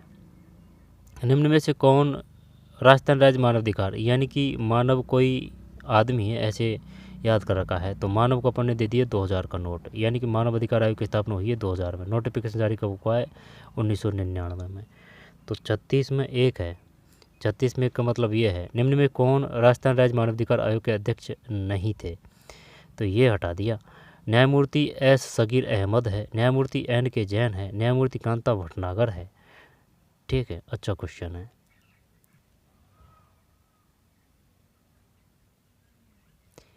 36 में 1, न्यायमूर्ति प्रेमचंद जैन के अध्यक्ष नहीं थे। राजस्थान राज्य मानवाधिकार आयोग के अध्यक्ष नहीं थे, ये नहीं है। जबकि न्यायमूर्ति एस सगीर अहमद है, न्यायमूर्ति एन के जैन है, न्यायमूर्ति कांता भटनागर क्या प्रथम है शायद, ये है ना मानवाधिकार आयोग के, शायद ये पहली है कांता भटनागर। वो RSS में भी पूछती है इस प्रकार से कि बताइए जो राज्य मानवाधिकार आयोग है राजस्थान को, उसकी प्रथम अध्यक्ष कौन थी, है ना। प्रथम वो पक्का पूछता है RSS भी। न्यायमूर्ति एस सगीर अहमद है, न्यायमूर्ति एन के जैन है, न्यायमूर्ति कांता भटनागर है। 36 के बाद में 37। निम्नलिखित में से कौन राजस्थान के सबसे लंबे समय तक मुख्य सचिव रहे?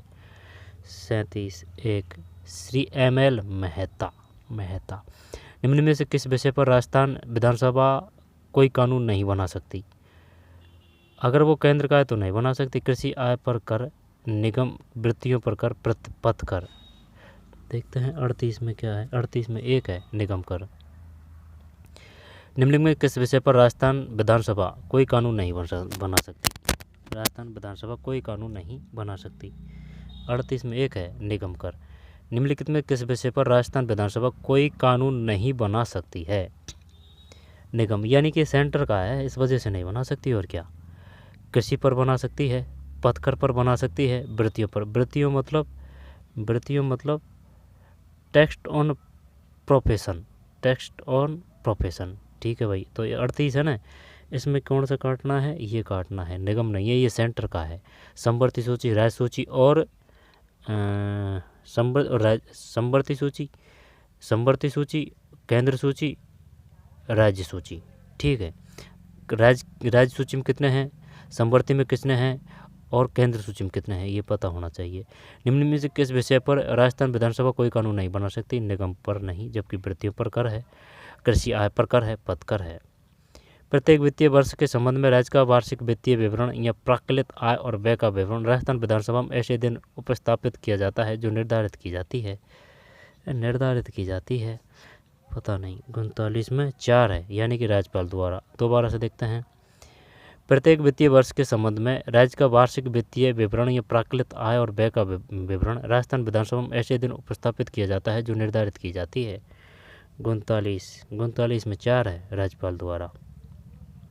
दोबारा देखते हैं। प्रत्येक वित्तीय वर्ष के संबंध में राज्य का वार्षिक वित्तीय विवरण या प्राक्कलित आय, ये प्राक्कलित आय मतलब क्या है भाई? प्राक्कलित आय the annual functional statement of a estimated expected and पता नहीं भाई expenditure of the state of respect of the each a financial year in. तो 39 में 4 है। प्राक्कलित आय, और प्राक्कलित आय किसे कहते हैं? अर्थशास्त्र है, NCERT से आया है। प्रत्येक वित्तीय वर्ष के संबंध में राज्य का वार्षिक वित्तीय विवरण या प्राक्कलित आय और व्यय का विवरण राजस्थान विधानसभा में ऐसे दिन उपस्थापित किया जाता है जो निर्धारित की जाती है, राज्यपाल द्वारा। 39 में 4। राजस्थान पंचायत राज अधिनियम 1994 के अनुसार पंचायत समिति को प्रदान की शक्तियों और कार्यों के संबंध में गलत कथन की पहचान करें। 40 में 1 है, 40 में 1 का मतलब ये है राजस्थान पंचायती राज अधिनियम 1994 के अनुसार पंचायत समिति के उप प्रधान की शक्तियों और कार्यों के संबंध गलत कथन की पहचान करें। तो गलत है ना, तो 1 को हटा देते हैं भाई, ठीक है। तो वैसे इसमें गलत क्या है, राजस्थान पंचायती राज अधिनियम 1994 वो पूछेगा कि बताइए पंचायती राज अधिनियम संबंधित है 1994, तो ये बताइए 1993 किससे संबंधित है, आई बात समझ में। और ये बताइए 73वां अनुच्छेद किससे है, ये 73वां ग्रामीण से है, 74वां नगरों से है। ग्रामीण के कार्य क्या हैं, 29 है, या फिर 28 कार्य हैं, कितने कार्य हैं, और जो नगरों के कार्य हैं वो तो 18 है, ठीक है। 73वां अनुच्छेद वो 74वां अनुच्छेद, ये 11वीं अनुसूची कैसे, 11वीं कैसे ग्रामीण, और ये 12वीं अनुसूची है नगरों के। तो उप प्रधान के चुनाव लंबित करने की स्थिति में या प्रधान के पंचायत समिति क्षेत्र से 60 दिन से अधिक अवधि के लिए अवकाश के कारण अनुपस्थित रहने की स्थिति में प्रधान की शक्तियों का प्रयोग और कर्तव्यों का पालन कर सकता है। समझ में नहीं आई भाई बात। उप प्रधान के चुनाव लंबित रहने की स्थिति में, चुनाव लंबित रहने की स्थिति में या प्रधान के पंचायत समिति क्षेत्र के 60 दिन से अधिक अवधि के लिए अवकाश के कारण अनुपस्थित रहने की स्थिति में प्रधान की शक्तियों का प्रयोग और कर्तव्यों का पालन कर सकता है। उप प्रधान की शक्तियों और कार्यों का प्रयोग कर सकता है यदि प्रधान 30 दिन से अधिक अवधि के लिए पंचायत समिति क्षेत्र से अनुपस्थित रहता है। तो ये 1 गलत है इसमें, है ना, बाकी सब सही है। उप प्रधान की शक्तियों और कार्यों का प्रयोग कर सकता है यदि प्रधान 30 दिन से अधिक अवधि के लिए पंचायत समिति क्षेत्र से अनुपस्थित रहता है। प्रधान की अनुपस्थिति में उप प्रधान पंचायत समिति की बैठक की अध्यक्षता करता है। उप प्रधान पंचायत समिति की बैठक की अध्यक्षता करता है। उप प्रधान पंचायत समिति के प्रधान की ऐसी शक्तियों का प्रयोग करता है और ऐसे कर्तव्यों का पालन करता है जैसा कि प्रधान समय समय पर सरकार द्वारा उस संबंध में बनाए गए नियमों के अधीन रहते हुए लिखित अध्यादेश द्वारा उसे सौंप सकता है। दोबारा से पढ़ते हैं भाई, काम का है, यहाँ से क्वेश्चन भी आएगा क्योंकि यहाँ से कॉन्सेप्ट क्लियर हो रहा है। 40 में 1 तो गलत है, तो ये गलत हटा दिया। उप प्रधान की शक्तियों और कार्यों का प्रयोग कर सकता है, ठीक है, यदि प्रधान 30 दिन से अधिक अवधि के लिए पंचायत समिति क्षेत्र से अनुपस्थित रहता है। एक तो ये बात है। प्रधान की अनुपस्थिति में उप प्रधान पंचायत समिति की बैठक की अध्यक्षता करता है। प्रधान की अनुपस्थिति में उप प्रधान, ठीक है, अध्यक्षता कर सकता है।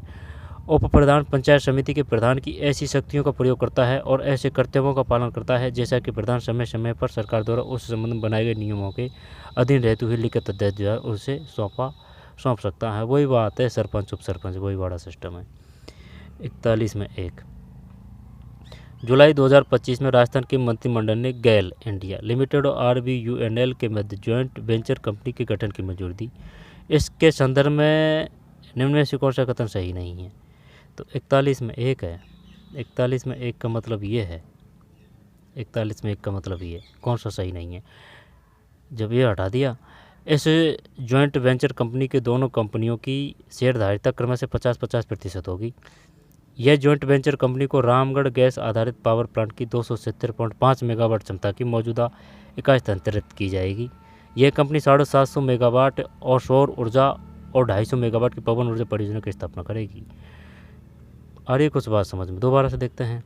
जुलाई 2025 में राजस्थान के मंत्रिमंडल ने गैल है ना, सेंटर वाली है, गैल लिमिटेड और RVUNL के मध्य ज्वाइंट वेंचर कंपनी के गठन की मंजूरी दी है। इसके संदर्भ में कौन सा कथन सही नहीं है। 41 में 1 इस ज्वाइंट वेंचर कंपनी को धौलपुर गैस आधारित धौलपुर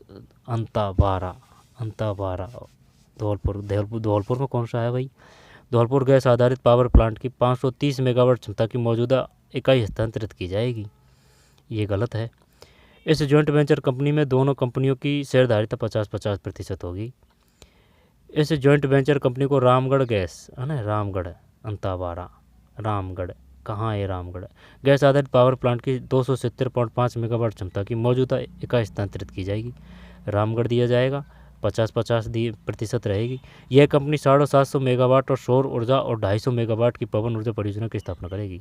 750 मेगावाट और सौर ऊर्जा, यह कंपनी 750 मेगावाट की सौर ऊर्जा और 250 मेगावाट की पवन, यानी कि सौर ऊर्जा ज़्यादा है 750 और ये 250 पवन ऊर्जा है, ठीक, करंट से है, सूरज से है। यह 24 जुलाई 2025 तक आभा आईडी बनाने में राजस्थान का देश में प्रथम, 42 में नहीं, द्वितीय पे है भाई, 42 में 1। 24 जुलाई 2025 तक आभा आईडी बनाने में राजस्थान का देश में स्थान द्वितीय है, 42 में 1। जुलाई 2025 में देश का पहला राजकीय बालिका सैनिक विद्यालय किस जिले में केंद्रीय विधि एवं न्याय मंत्री द्वारा उद्घोषित किया गया? ये वो राजनाथ सिंह जी आए थे, ध्यान हो तो, 43 में 1, बीकानेर। जुलाई 2025 में देश का पहला राजकीय बालिका सैनिक विद्यालय किस जिले में केंद्रीय विधि एवं न्याय मंत्री द्वारा उद्घाटित किया गया? केंद्रीय विधि एवं न्याय मंत्री, केंद्रीय विधि एवं न्याय मंत्री, नहीं ये वो अलग नहीं, ये वो है ना राजनाथ सिंह जी आए थे, वो तो जयपुर आए थे, वो अलग है, और ये अलग है। ये तो दान ही दे दी थी भाई, जो बीकानेर का था ना, वो दान था 1 करोड़ की, ठीक है ना, यानी खुद की ज़मीन और जो बिल्डिंग थी वो मिला के 1 करोड़ का दान दे दिया, सरकार को सुपुर्द कर दिया, ठीक है, तो उस पर बनाया है ये राजकीय बालिका सैनिक विद्यालय, राजकीय बालिका सैनिक विद्यालय बीकानेर में। उस दानदाता का नाम को पता है? 43 में 1 है, बीकानेर। जून 2025 में राजस्थान के किस शहर में पॉन्टून तकनीक से बनी राज्य की पहली इलेक्ट्रिक डबल डेकर बोट का शुभारंभ किया गया है? बताइए भाई क्या करें इसमें। जून 2025 में, ठीक है, राजस्थान के किस शहर में पॉन्टून तकनीक से बनी राज्य की पहली इलेक्ट्रिकल डबल डेकर बोट का शुभारंभ किया? बूंदी है, बूंदी नेहरू नाम, बूंदी की मात्रा तो नैनू नाम है। उदयपुर, अलवर, अजमेर, 44, 3 है उदयपुर, ठीक है, उदयपुर। दोबारा से देखते हैं। जून 2025 में राजस्थान के किस शहर में पॉन्टून तकनीकी से बनी राज्य की पहली इलेक्ट्रिक डबल डेकर बोट का शुभारंभ किया गया? तो 44 में 3 है, Udaipur, Udaipur, Udaipur. Double decker boat का शुभारंभ किया गया, डबल डेकर पॉन्टून, जून 2025, उदयपुर है भाई, ध्यान रखना, उदयपुर। जुलाई 2025 में राजस्थान क्रिकेट संघ की तदर्थ समिति ने भारतीय क्रिकेट कंट्रोल बोर्ड की विभिन्न प्रतियोगिताओं में भाग लेने वाली टीम चुनने के लिए चयन समिति की घोषणा की। निम्न में कौन सीनियर पुरुष वर्ग की चयन समिति में शामिल नहीं है? पता नहीं भाई। 45 में 4 है, नरेश गहलोत नहीं है, तो ये हटा देते हैं। देखते हैं, जुलाई 2025 में राजस्थान क्रिकेट संघ की तदर्थ समिति ने भारतीय क्रिकेट कंट्रोल बोर्ड की विभिन्न प्रतियोगिताओं में भाग लेने वाली टीम चुनने के लिए चयन समिति की घोषणा की, राजस्थान क्रिकेट संघ की। निम्न में कौन सीनियर पुरुष वर्ग की चयन समिति में शामिल नहीं है? ये नहीं है चयन समिति में, जबकि कुलदीप सिंह है, बिलास जोशी है, राहुल कांवट है। ये तो भाई काफ़ी अंदर से दे ही दिया। वैसे क्या पता लगता है, जो मेन चीज़ें वो तो कर ही सकते हैं। कुलदीप सिंह है, बिलास जोशी है, राहुल कांवट है, कांवट। 45 में 4 है। जुलाई 2025 में चीन में आयोजित 11वीं एशियाई महिला युवा हैंडबॉल चैंपियनशिप के संदर्भ में निम्न कथन पर विचार कीजिए, सही विकल्प। 46 में 2 है, 2 का मतलब ए और बी दोनों असत्य है, तो छोड़ते हैं, असत्य है। तो उन गांवों का सही संयोजन चुने जिनके नाम जून 2025 में रामसर साइट में जुड़े। एक तो मेनार है और एक वो खींचन है। एक मेनार है उदयपुर, मेनार है उदयपुर, खींचन है जोधपुर है, गजनेर ये तो बीकानेर में है, केवला देव ये पहले के ही हैं ये तो, लेकिन बात ये 25 की कर रहा है। तो एक तो मेनार है और एक ये खींचन है, सब जानते हैं, यानी ए और सी। इस प्रकार के क्वेश्चन है ना, गलत नहीं होना चाहिए भाई। 47 में, ठीक, ए और सी, मेनार है उदयपुर, खींचन जोधपुर। ये होने को तो ये चारों ही हैं रामसर साइट, लेकिन अपन को जून 2025 के हिसाब से बताना है, क्योंकि ये 2 नई जुड़ी हैं। एक तो मेनार उदयपुर, मेनार उदयपुर, मेनार उदयपुर, खींचन जोधपुर, ठीक है। काजरी रापड़ी कहाँ है? वो भी वो जोधपुर में है, ठीक है। केवलादेव पक्षी अभ्यारण्य वो भरतपुरी है। ये गजनेर है, बीकानेर है ये, ठीक। उष्ण अनुसंधान केंद्र बीकानेर है, उस्तकला बीकानेर है, बागवानी बीकानेर है, ठीक है। तो 47 में 4 है, ए और सी, यानी कि मेनार और खींचन। राजस्थान के पहलवानों द्वारा क्रमश स्वर्ण, रजत व कांस्य पदकों का सही संयोजन चुने जो उनके द्वारा बिहार में आयोजित खेलो इंडिया यूथ गेम्स 2025 में कुश्ती में जीते गए। 48, बताइए भाई। 3 है, 2, 1, 6, यानी कि स्वर्ण 2 है, रजत 1 है, कांस्य 6 है। राजस्थान के पहलवानों की बात हो रही है, द्वारा स्वर्ण, रजत व कांस्य पदकों का सही संयोजन चुने जो उनके द्वारा बिहार में आयोजित खेलो इंडिया यूथ गेम्स 2025 में कुश्ती में जीते गए। तो स्वर्ण 2 है, रजत 1 है, कांस्य 6 है। स्वर्ण, रजत, कांस्य। स्वर्ण रजत कैश, ठीक है, 216 स्वर्ण रजत कैश 2-1 ऐसे याद कर सकते हैं भाई। स्वर्ण तो है 2, रजत है 1, जब 3 का डबल कर दिया 6, ठीक। पहलवानों की बात हो रही है ये। 48 के बाद में 49। राजस्थानी भाषा के लिए किसे साहित्य अकादमी युवा पुरस्कार 2025 हेतु चयनित किया गया? धीरज कुमार पांडे, प्रेमचंद शर्मा, पूनम चंद गोदारा। 49 सही है, पूनम चंद गोदारा है। राजस्थानी भाषा के लिए किसे साहित्य अकादमी युवा पुरस्कार 2025 से चयनित किया? पूनम चंद गोदारा। राजस्थान के मंत्रिमंडल द्वारा जुलाई 2025 में medical value travel policy heal in Rajasthan नीति 2025 के प्रारूप का अनुमोदन किया गया। इसके अनुसार इस नीति के क्रियान्वयन हेतु गठित होने वाली तकनीकी समिति के अध्यक्ष कौन होंगे? पता नहीं भाई। 50 में 4 है, 4 का मतलब है मेडिकल शिक्षा सचिव। दोबारा से देखते हैं, 4 है इसमें। राजस्थान के मंत्रिमंडल द्वारा जुलाई 2025 में medical value travel policy heal in Rajasthan नीति 2025। वो पूछ सकता है कि ये बताइए हील इन राजस्थान नीति क्या है। यहाँ पर हील इन राजस्थान नीति की शुरुआत कब की गई थी? यहाँ पर जो हील इन राजस्थान की नीति है वो किस क्षेत्र से संबंधित है, वो किसी प्रकार से दे सकता है भाई। और जो चिकित्सा मंत्री है वो कौन है? चिकित्सा मंत्री है गजेंद्र सिंह खीपसर। और जो चिकित्सा सचिव है वो कौन है? गायत्री देवी है, ठीक है। और संसदीय मंत्री कौन है? संसदीय मंत्री कौन है? हीरालाल नागर है या फिर पता नहीं है ना संसदीय मंत्री। पशुपालन मंत्री तो वो है जोरालाल, ठीक है। और शिक्षा मंत्री वो दिलावर है, ठीक है। अब रही बात किसकी? पशुपालन मंत्री जोरावर हो गया है ना, जो यानी पशु में जोर होता है ऐसे जोरावर। शिक्षा मंत्री गजेंद्र सिंह खीपसर। और जो कृषि मंत्री है वो करोड़लाल मीणा है, ठीक है। और जो पर्यटन मंत्री है वित्त मंत्री है।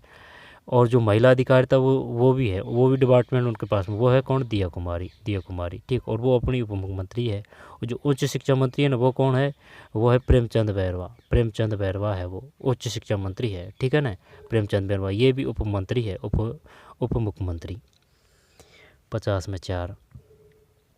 राजस्थान के मंत्रिमंडल द्वारा जुलाई 2025 में medical value travel policy heal in Rajasthan नीति 2025 के प्रारूप का अनुमोदन किया गया। इसके अनुसार इस नीति की क्रियान्वयन हेतु गठित होने वाली तकनीकी समिति के अध्यक्ष कौन थे? मेडिकल शिक्षा सचिव है। पंचगंगा तथा कोयना सहायक नदियाँ हैं। पंचगंगा और कोयना सहायक नदियाँ हैं कावेरी, माही, गोदावरी, कृष्णा, ठीक। जैसे कि ये अपना प्यारा देश है, तो बताइए क्रम बता सकते हैं दक्षिण से उत्तर नदियों का कि भाई पहले कौन सी आएगी? ध्यान नहीं है। 51 में बताइए क्या है? 51 में 2 है कृष्णा नदी की। पंचगंगा तथा कोयना सहायक नदियां हैं, कृष्णा नदी की है, ठीक है। पंचगंगा तथा कोयना सहायक नदी हैं कृष्णा नदी की, ठीक है। पंचगंगा तथा कोयना, कैसे कोयना कैसे कृष्णा नदी। पंचगंगा तथा कोयना सहायक नदियां हैं कृष्णा नदी की है। निम्नलिखित तेल क्षेत्रों में कौन सा ब्रह्मपुत्र घाटी में अवस्थित नहीं है? बामन। 3 ये नहीं है। रुद्रसागर है, नाहरकटिया है, लखीमपुर है। दोबारा से देखते हैं। पंचगंगा तथा कोयना सहायक नदियां हैं। पंचगंगा तथा कोयना ये कृष्णा नदी है, ठीक है। कैसे कोयना कृष्णा नदी कर देंगे? पंचगंगा का कुछ ध्यान नहीं आ रहा है भाई। पंचगंगा कोयना कृष्णा नदी की सहायक नदियां हैं। निम्नलिखित तेल क्षेत्रों में कौन सा ब्रह्मपुत्र घाटी में अवस्थित नहीं है? तो अलखिया वेट ये नहीं है 52 में 3। जबकि रुद्र सागर है, नाहरकटिया है, लखीमपुर है। रुद्र सागर नाहरकटिया लखीमपुर नाम गजब है ना। रुद्र सागर नाहरकटिया लखीमपुर ये नहीं है, ब्रह्मपुत्र घाटी में अवस्थित है। अवस्थित कौन कौन से हैं? रुद्रसागर, नाहरकटिया, लखीमपुर ये नहीं है। वित्तीय वर्ष 2024-25 दिसंबर 2024 तक भारत के निम्नलिखित में किस राज्य में सर्वाधिक प्रत्यक्ष विदेशी निवेश हुआ? तो बताइए क्या करें इसमें? प्रत्यक्ष निवेश विदेशी निवेश हुआ। प्रत्यक्ष विदेशी निवेश मतलब direct investment on financial year. 53 में 2 है। 2 का मतलब महाराष्ट्र है। दोबारा से देखते हैं। वित्तीय वर्ष 2024-25 दिसंबर 2024 तक भारत के निम्नलिखित में किस राज्य में सर्वाधिक प्रत्यक्ष विदेशी निवेश हुआ?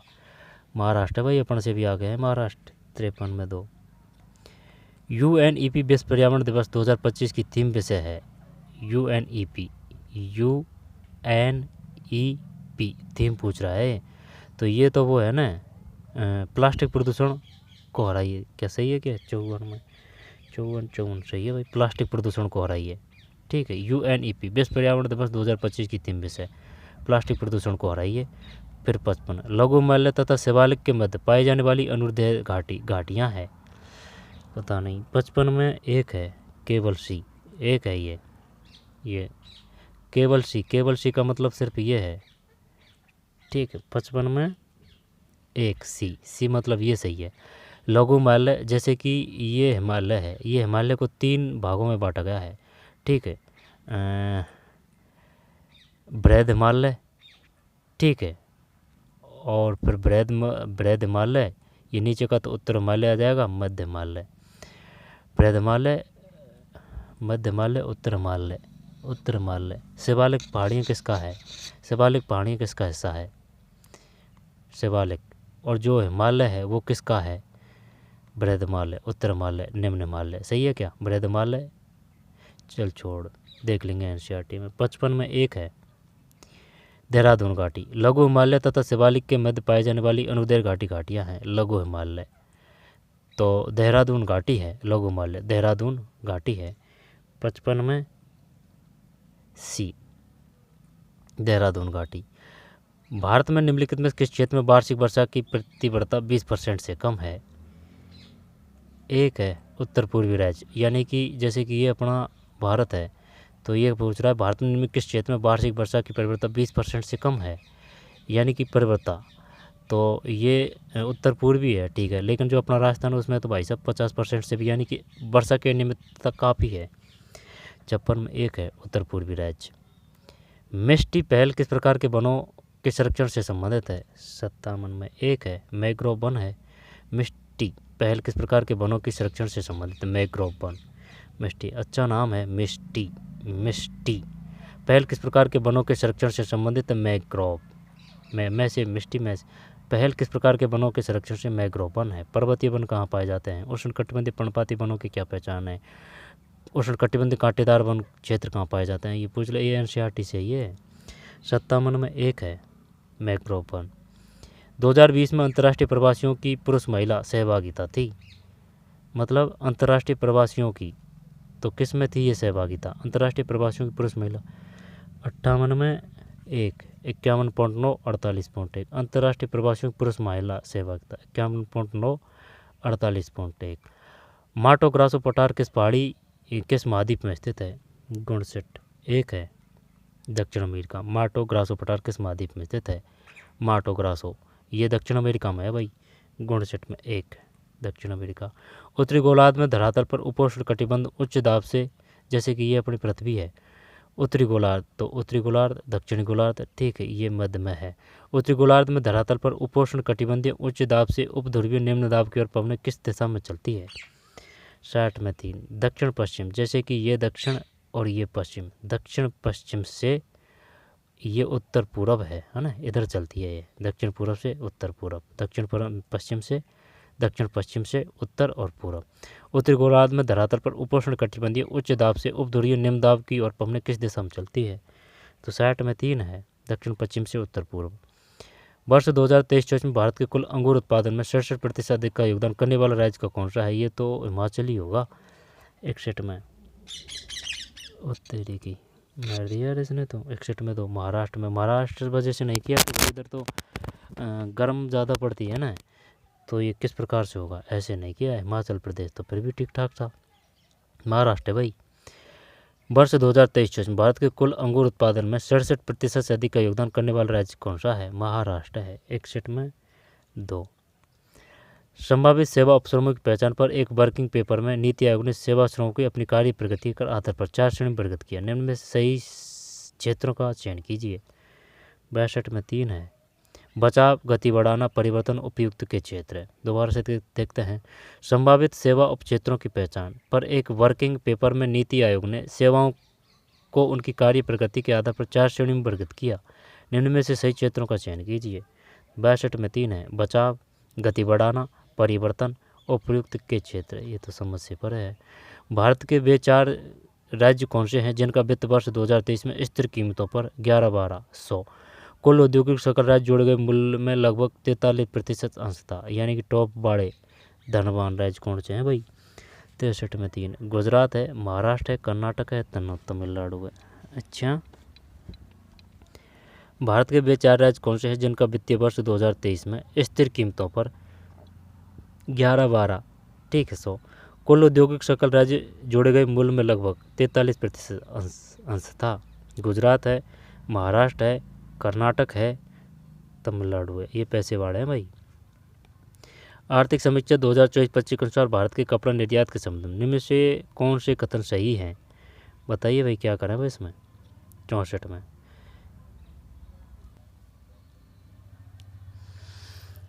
में 4 है, 1 और 2 ठीक है 1 और 2। भारत वैश्विक स्तर पर कपड़ा और परिधान का छठा सबसे बड़ा निर्यातक है। यह देश के निर्यात में 12% का योगदान देता है। 64 में 4 ठीक 1 और 2 है, 1 और 2। भारत वैश्विक स्तर पर कपड़ा और परिधान का छठा सबसे बड़ा निर्यातक है। यह देश के निर्यात में 12% का योगदान देता है। 64 में 4 1 और 2। भारत वैश्विक स्तर पर कपड़ा और परिधान का छठा सबसे बड़ा निर्यातक है। भारत वैश्विक स्तर पर कपड़ा और परिधान मतलब परिधान का छठा सबसे बड़ा निर्यातक है। छठा है भाई, छठा नंबर है। यह देश के निर्यात में 12% का योगदान देता है। दोबारा से देखते हैं। आर्थिक समीक्षा 2024-25 के अनुसार भारत के कपड़ा निर्यात के संबंध में इनमें कौन से कथन सही हैं? भारत वैश्विक स्तर पर कपड़ा और परिधान का छठा सबसे बड़ा निर्यातक है। यह देश के निर्यात में 12% का योगदान देता है। दोनों सही है। 64 में 4 वर्ष 2025-26 के केंद्रीय बजट में घोषित प्रधानमंत्री धन धान्य कृषि योजना देश के कम उत्पादकता वाले कितने जिलों में लागू की जाएगी? प्रधानमंत्री धन धान्य कृषि योजना 65 4 है 100 वर्ष 2025-26 के केंद्रीय बजट में घोषित प्रधानमंत्री धन धान्य कृषि योजना देश के कम उत्पादकता वाले कितने जिलों में लागू की जाएगी? 100 है 65 में 100। निम्न में से कौन से अनुच्छेद खंड उपखंड 46वें संविधान संशोधन अधिनियम द्वारा भारत के संविधान में जोड़ा गया? 46वां तो अनुच्छेद 51 क 66 में 1 है भाई। अनुच्छेद 51 क और ट है ठीक है। अनुच्छेद 51 क और ट। निम्नलिखित में कौन सा अनुच्छेद खंड उपखंड 86वें संविधान संशोधन अधिनियम द्वारा भारत के संविधान में जोड़ा गया? अनुच्छेद 51 क ट। 66 में 1 है अनुच्छेद 51 क ट। निम्नलिखित में से कौन सा कथन 25 नवंबर 1949 को संविधान सभा में दिए गए बी आर अम्बेडकर के अंतिम भाषण का अंश नहीं है? आ रही है बात समझ में? ये क कौन सा है भाई? 51 क का तो पता है, जैसे कि मूल अधिकार और मूल कर्तव्य। मूल अधिकार और मूल कर्तव्य भी है ये अनुच्छेद 51 क। अनुच्छेद खंड उपखंड 86वें संविधान संशोधन अधिनियम द्वारा भारत के संविधान जोड़ा गया? अनुच्छेद 51 क ट। 66 में 1 है।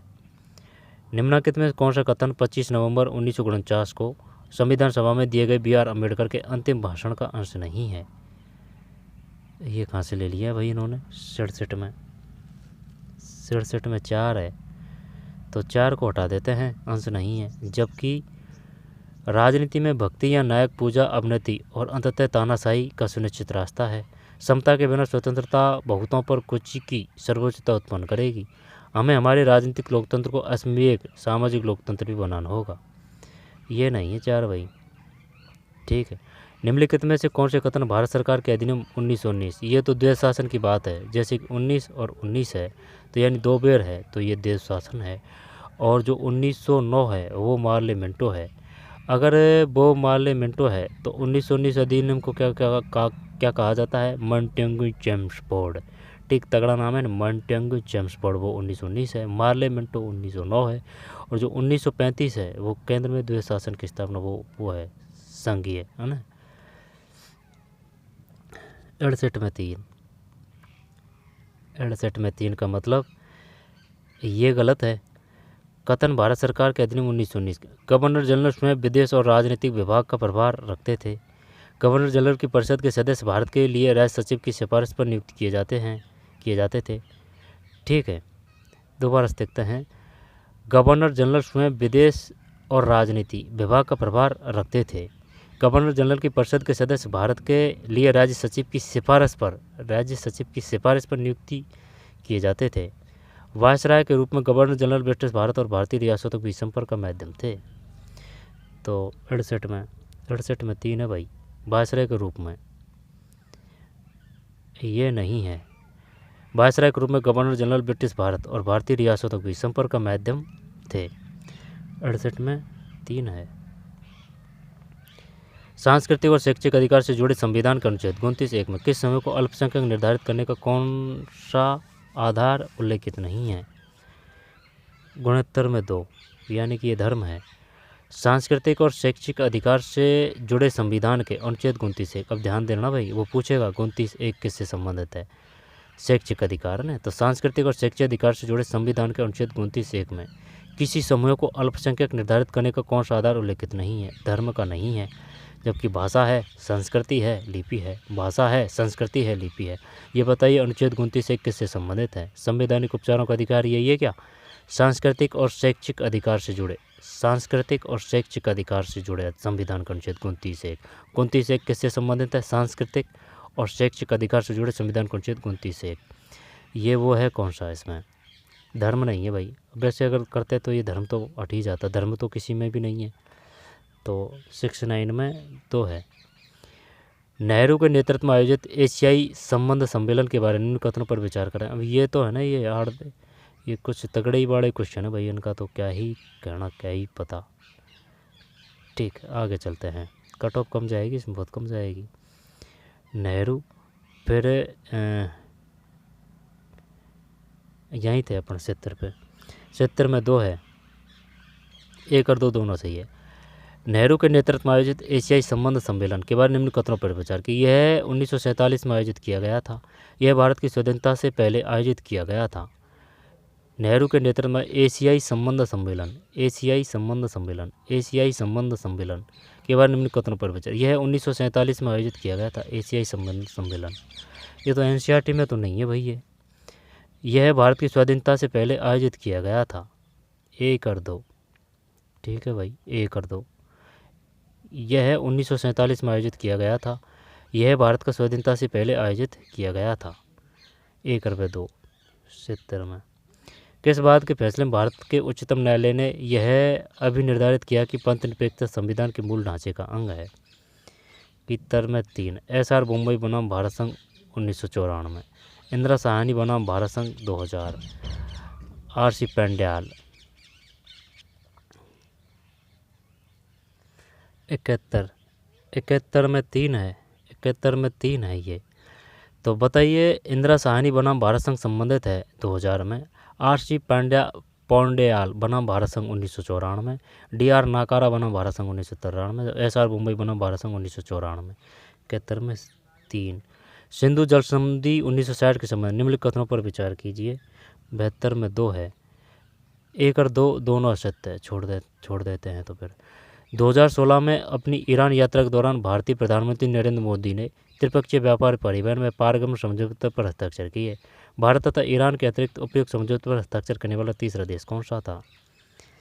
73 में 1 है, अफगानिस्तान। ठीक है। कौन सा दबाव समूह रिपब्लिकन पार्टी ऑफ इंडिया नामक राजनीतिक दल में रूपांतरित हो गया? 74 में 1, all India scheduled caste federation. Bharat सरकार अधिनियम 1935 के समय गलत कथनों के बारे में सही कूट चुने। 75 में 3। ये तो कुछ पेपर ही जाने कहाँ से बनाते हैं, कोई अता पता ठिया ठोर ही कुछ भी वो ही नहीं कुछ कि हाँ भाई कोई टिक भी कर दे इनको कि चल भाई कर दे इसमें। यहाँ चल वो NCERT से दे रहे हैं, RBSE से दे रहे हैं, ऑथेंटिक बुकों से दे रहे हैं, या फिर ओल्ड क्वेश्चनों पेपरों से दे रहे हैं, कहाँ से दे रहे हैं, कोई वो नहीं है। 74 में 1 है, all India schedule caste federation. कौन सा दबाव समूह रिपब्लिकन पार्टी ऑफ इंडिया नामक राजनीतिक दल में रूपांतरित हो गया? All India schedule caste federation. Bharat सरकार अधिनियम 1935 संबंध गलत कथनों के बारे में सही कोट चुने। 75 में 3, 75 में 3 का मतलब है 3 और 4 गलत है, तो 3 4 गलत को छोड़ देते हैं, 1 2 को पढ़ लेते हैं। भारत सरकार अधिनियम 1935 में ब्रिटिश संसद द्वारा पारित किया गया और 1937 में लागू हुआ। यह लॉर्ड लिनलिथगो के नेतृत्व में एक संयुक्त चयन समिति की रिपोर्ट पर आधारित था, जिसने ब्रिटिश संसद के दोनों सदनों की स्थापना की। रह जाएगा ध्यान, भारत सरकार अधिनियम 1935 में ब्रिटिश संसद द्वारा पारित किया गया और 1937 में लागू हुआ। यह लॉर्ड लिनलिथगो के नेतृत्व में एक संयुक्त चयन समिति की रिपोर्ट पर आधारित था, जिसने ब्रिटिश संसद के दोनों सदनों की स्थापना की। राष्ट्रीय प्रतिरक्षा कोष के बारे में निम्न कथनों पर विचार करें। 76 में 4, 1 और 3 सही है, 1 और 3 सही है। इसका प्रशासन एक कार्यकारी परिषद द्वारा किया जाता है, जिसका अध्यक्ष प्रधानमंत्री होता है। कोष को संघीय बजट से कोई सहयोग नहीं मिलता है। राष्ट्रीय प्रतिरक्षा कोष के बारे में निम्न कथनों पर विचार करें। इसका प्रशासन एक कार्यकारी परिषद द्वारा किया जाता है, जिसका अध्यक्ष प्रधानमंत्री होता है। राष्ट्रीय प्रतिरक्षा कोष क्या है? इसका प्रशासन एक कार्यकारी परिषद द्वारा किया जाता है, जिसका अध्यक्ष प्रधानमंत्री होता है। ठीक है, राष्ट्रीय प्रतिरक्षा कोष, राष्ट्रीय प्रतिरक्षा कोष, कोष को संघीय बजट से कोई सहयोग नहीं मिलता है। नेशनल डिफेंस फंड, ठीक है, कोष को संघीय बजट से कोई सहयोग नहीं मिलता है। 76 में 4 है, 1 और 3 सही है। फिर 77, भारत के राष्ट्रपति के समय निम्न में क्या सही है? जब 77 में 3 है, सही है। ठीक है, व्यक्ति जो मृत्यु, त्यागपत्र या पद से हटाए जाने के कारण रिक्त हुए राष्ट्रपति पद को भरने के लिए हुए चुनाव में विजयी हुआ है, पूरे 5 वर्ष की अवधि के लिए पद पर बने रहने का हकदार होगा।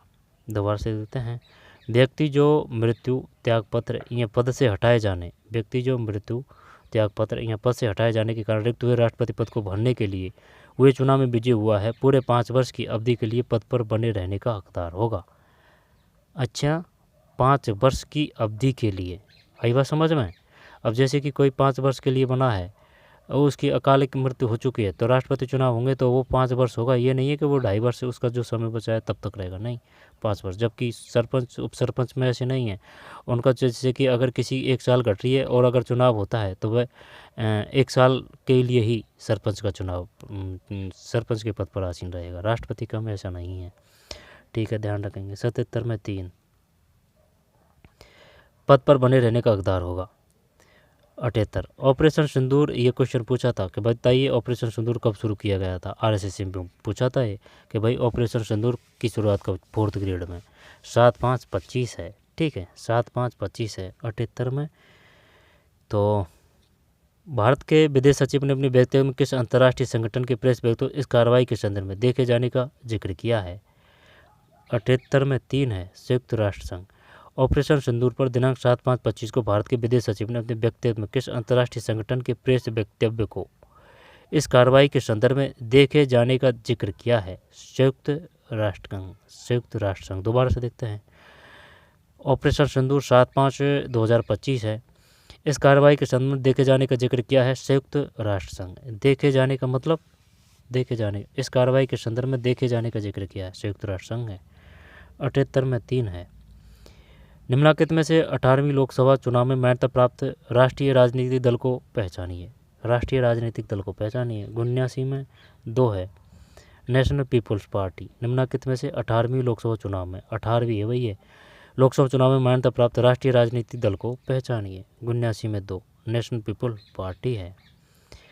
2020 में आम चुनाव लोकसभा में भाग लेने वाले राजनीतिक दलों के संबंध निम्न कौन से कथन गलत है? तो 80 में 4 को हटा देते हैं, 4 ये हटा दिया। चुनाव में भाग लेने वाली एक राष्ट्रीय पार्टी का चुनाव चिन्ह पुस्तक था। चुनाव में 6 राष्ट्रीय दलों ने भाग लिया। चुनाव में 47 राज्य स्तरीय दलों ने भाग लिया। 47, 6 राष्ट्रीय दलों ने, राष्ट्रीय दल कितने हैं? 6। चुनाव में 47 राज्य स्तरीय दलों ने भाग लिया। चुनाव में भाग लेने वाली एक राष्ट्रीय पार्टी का चुनाव चिन्ह पुस्तक था। लोकसभा में भाग लेने वाले राजनीतिक दलों के संबंध में कौन सी कथन गलत है? तो ये जो 80 है इसमें 4 है। ठीक है, 4। अभी प्रेरणा, अब ये जो मनोविज्ञान के हैं ना, इनको अलग पढ़ेंगे। ठीक है, तो पढ़ते रहिए, मेहनत करते रहिए। ठीक है, अगर टफ क्वेश्चन पेपर है तो उसमें मेरिट कम जाएगी, अपन पे नहीं आ रहा है तो और पे भी कम ही आएंगे वो क्वेश्चन।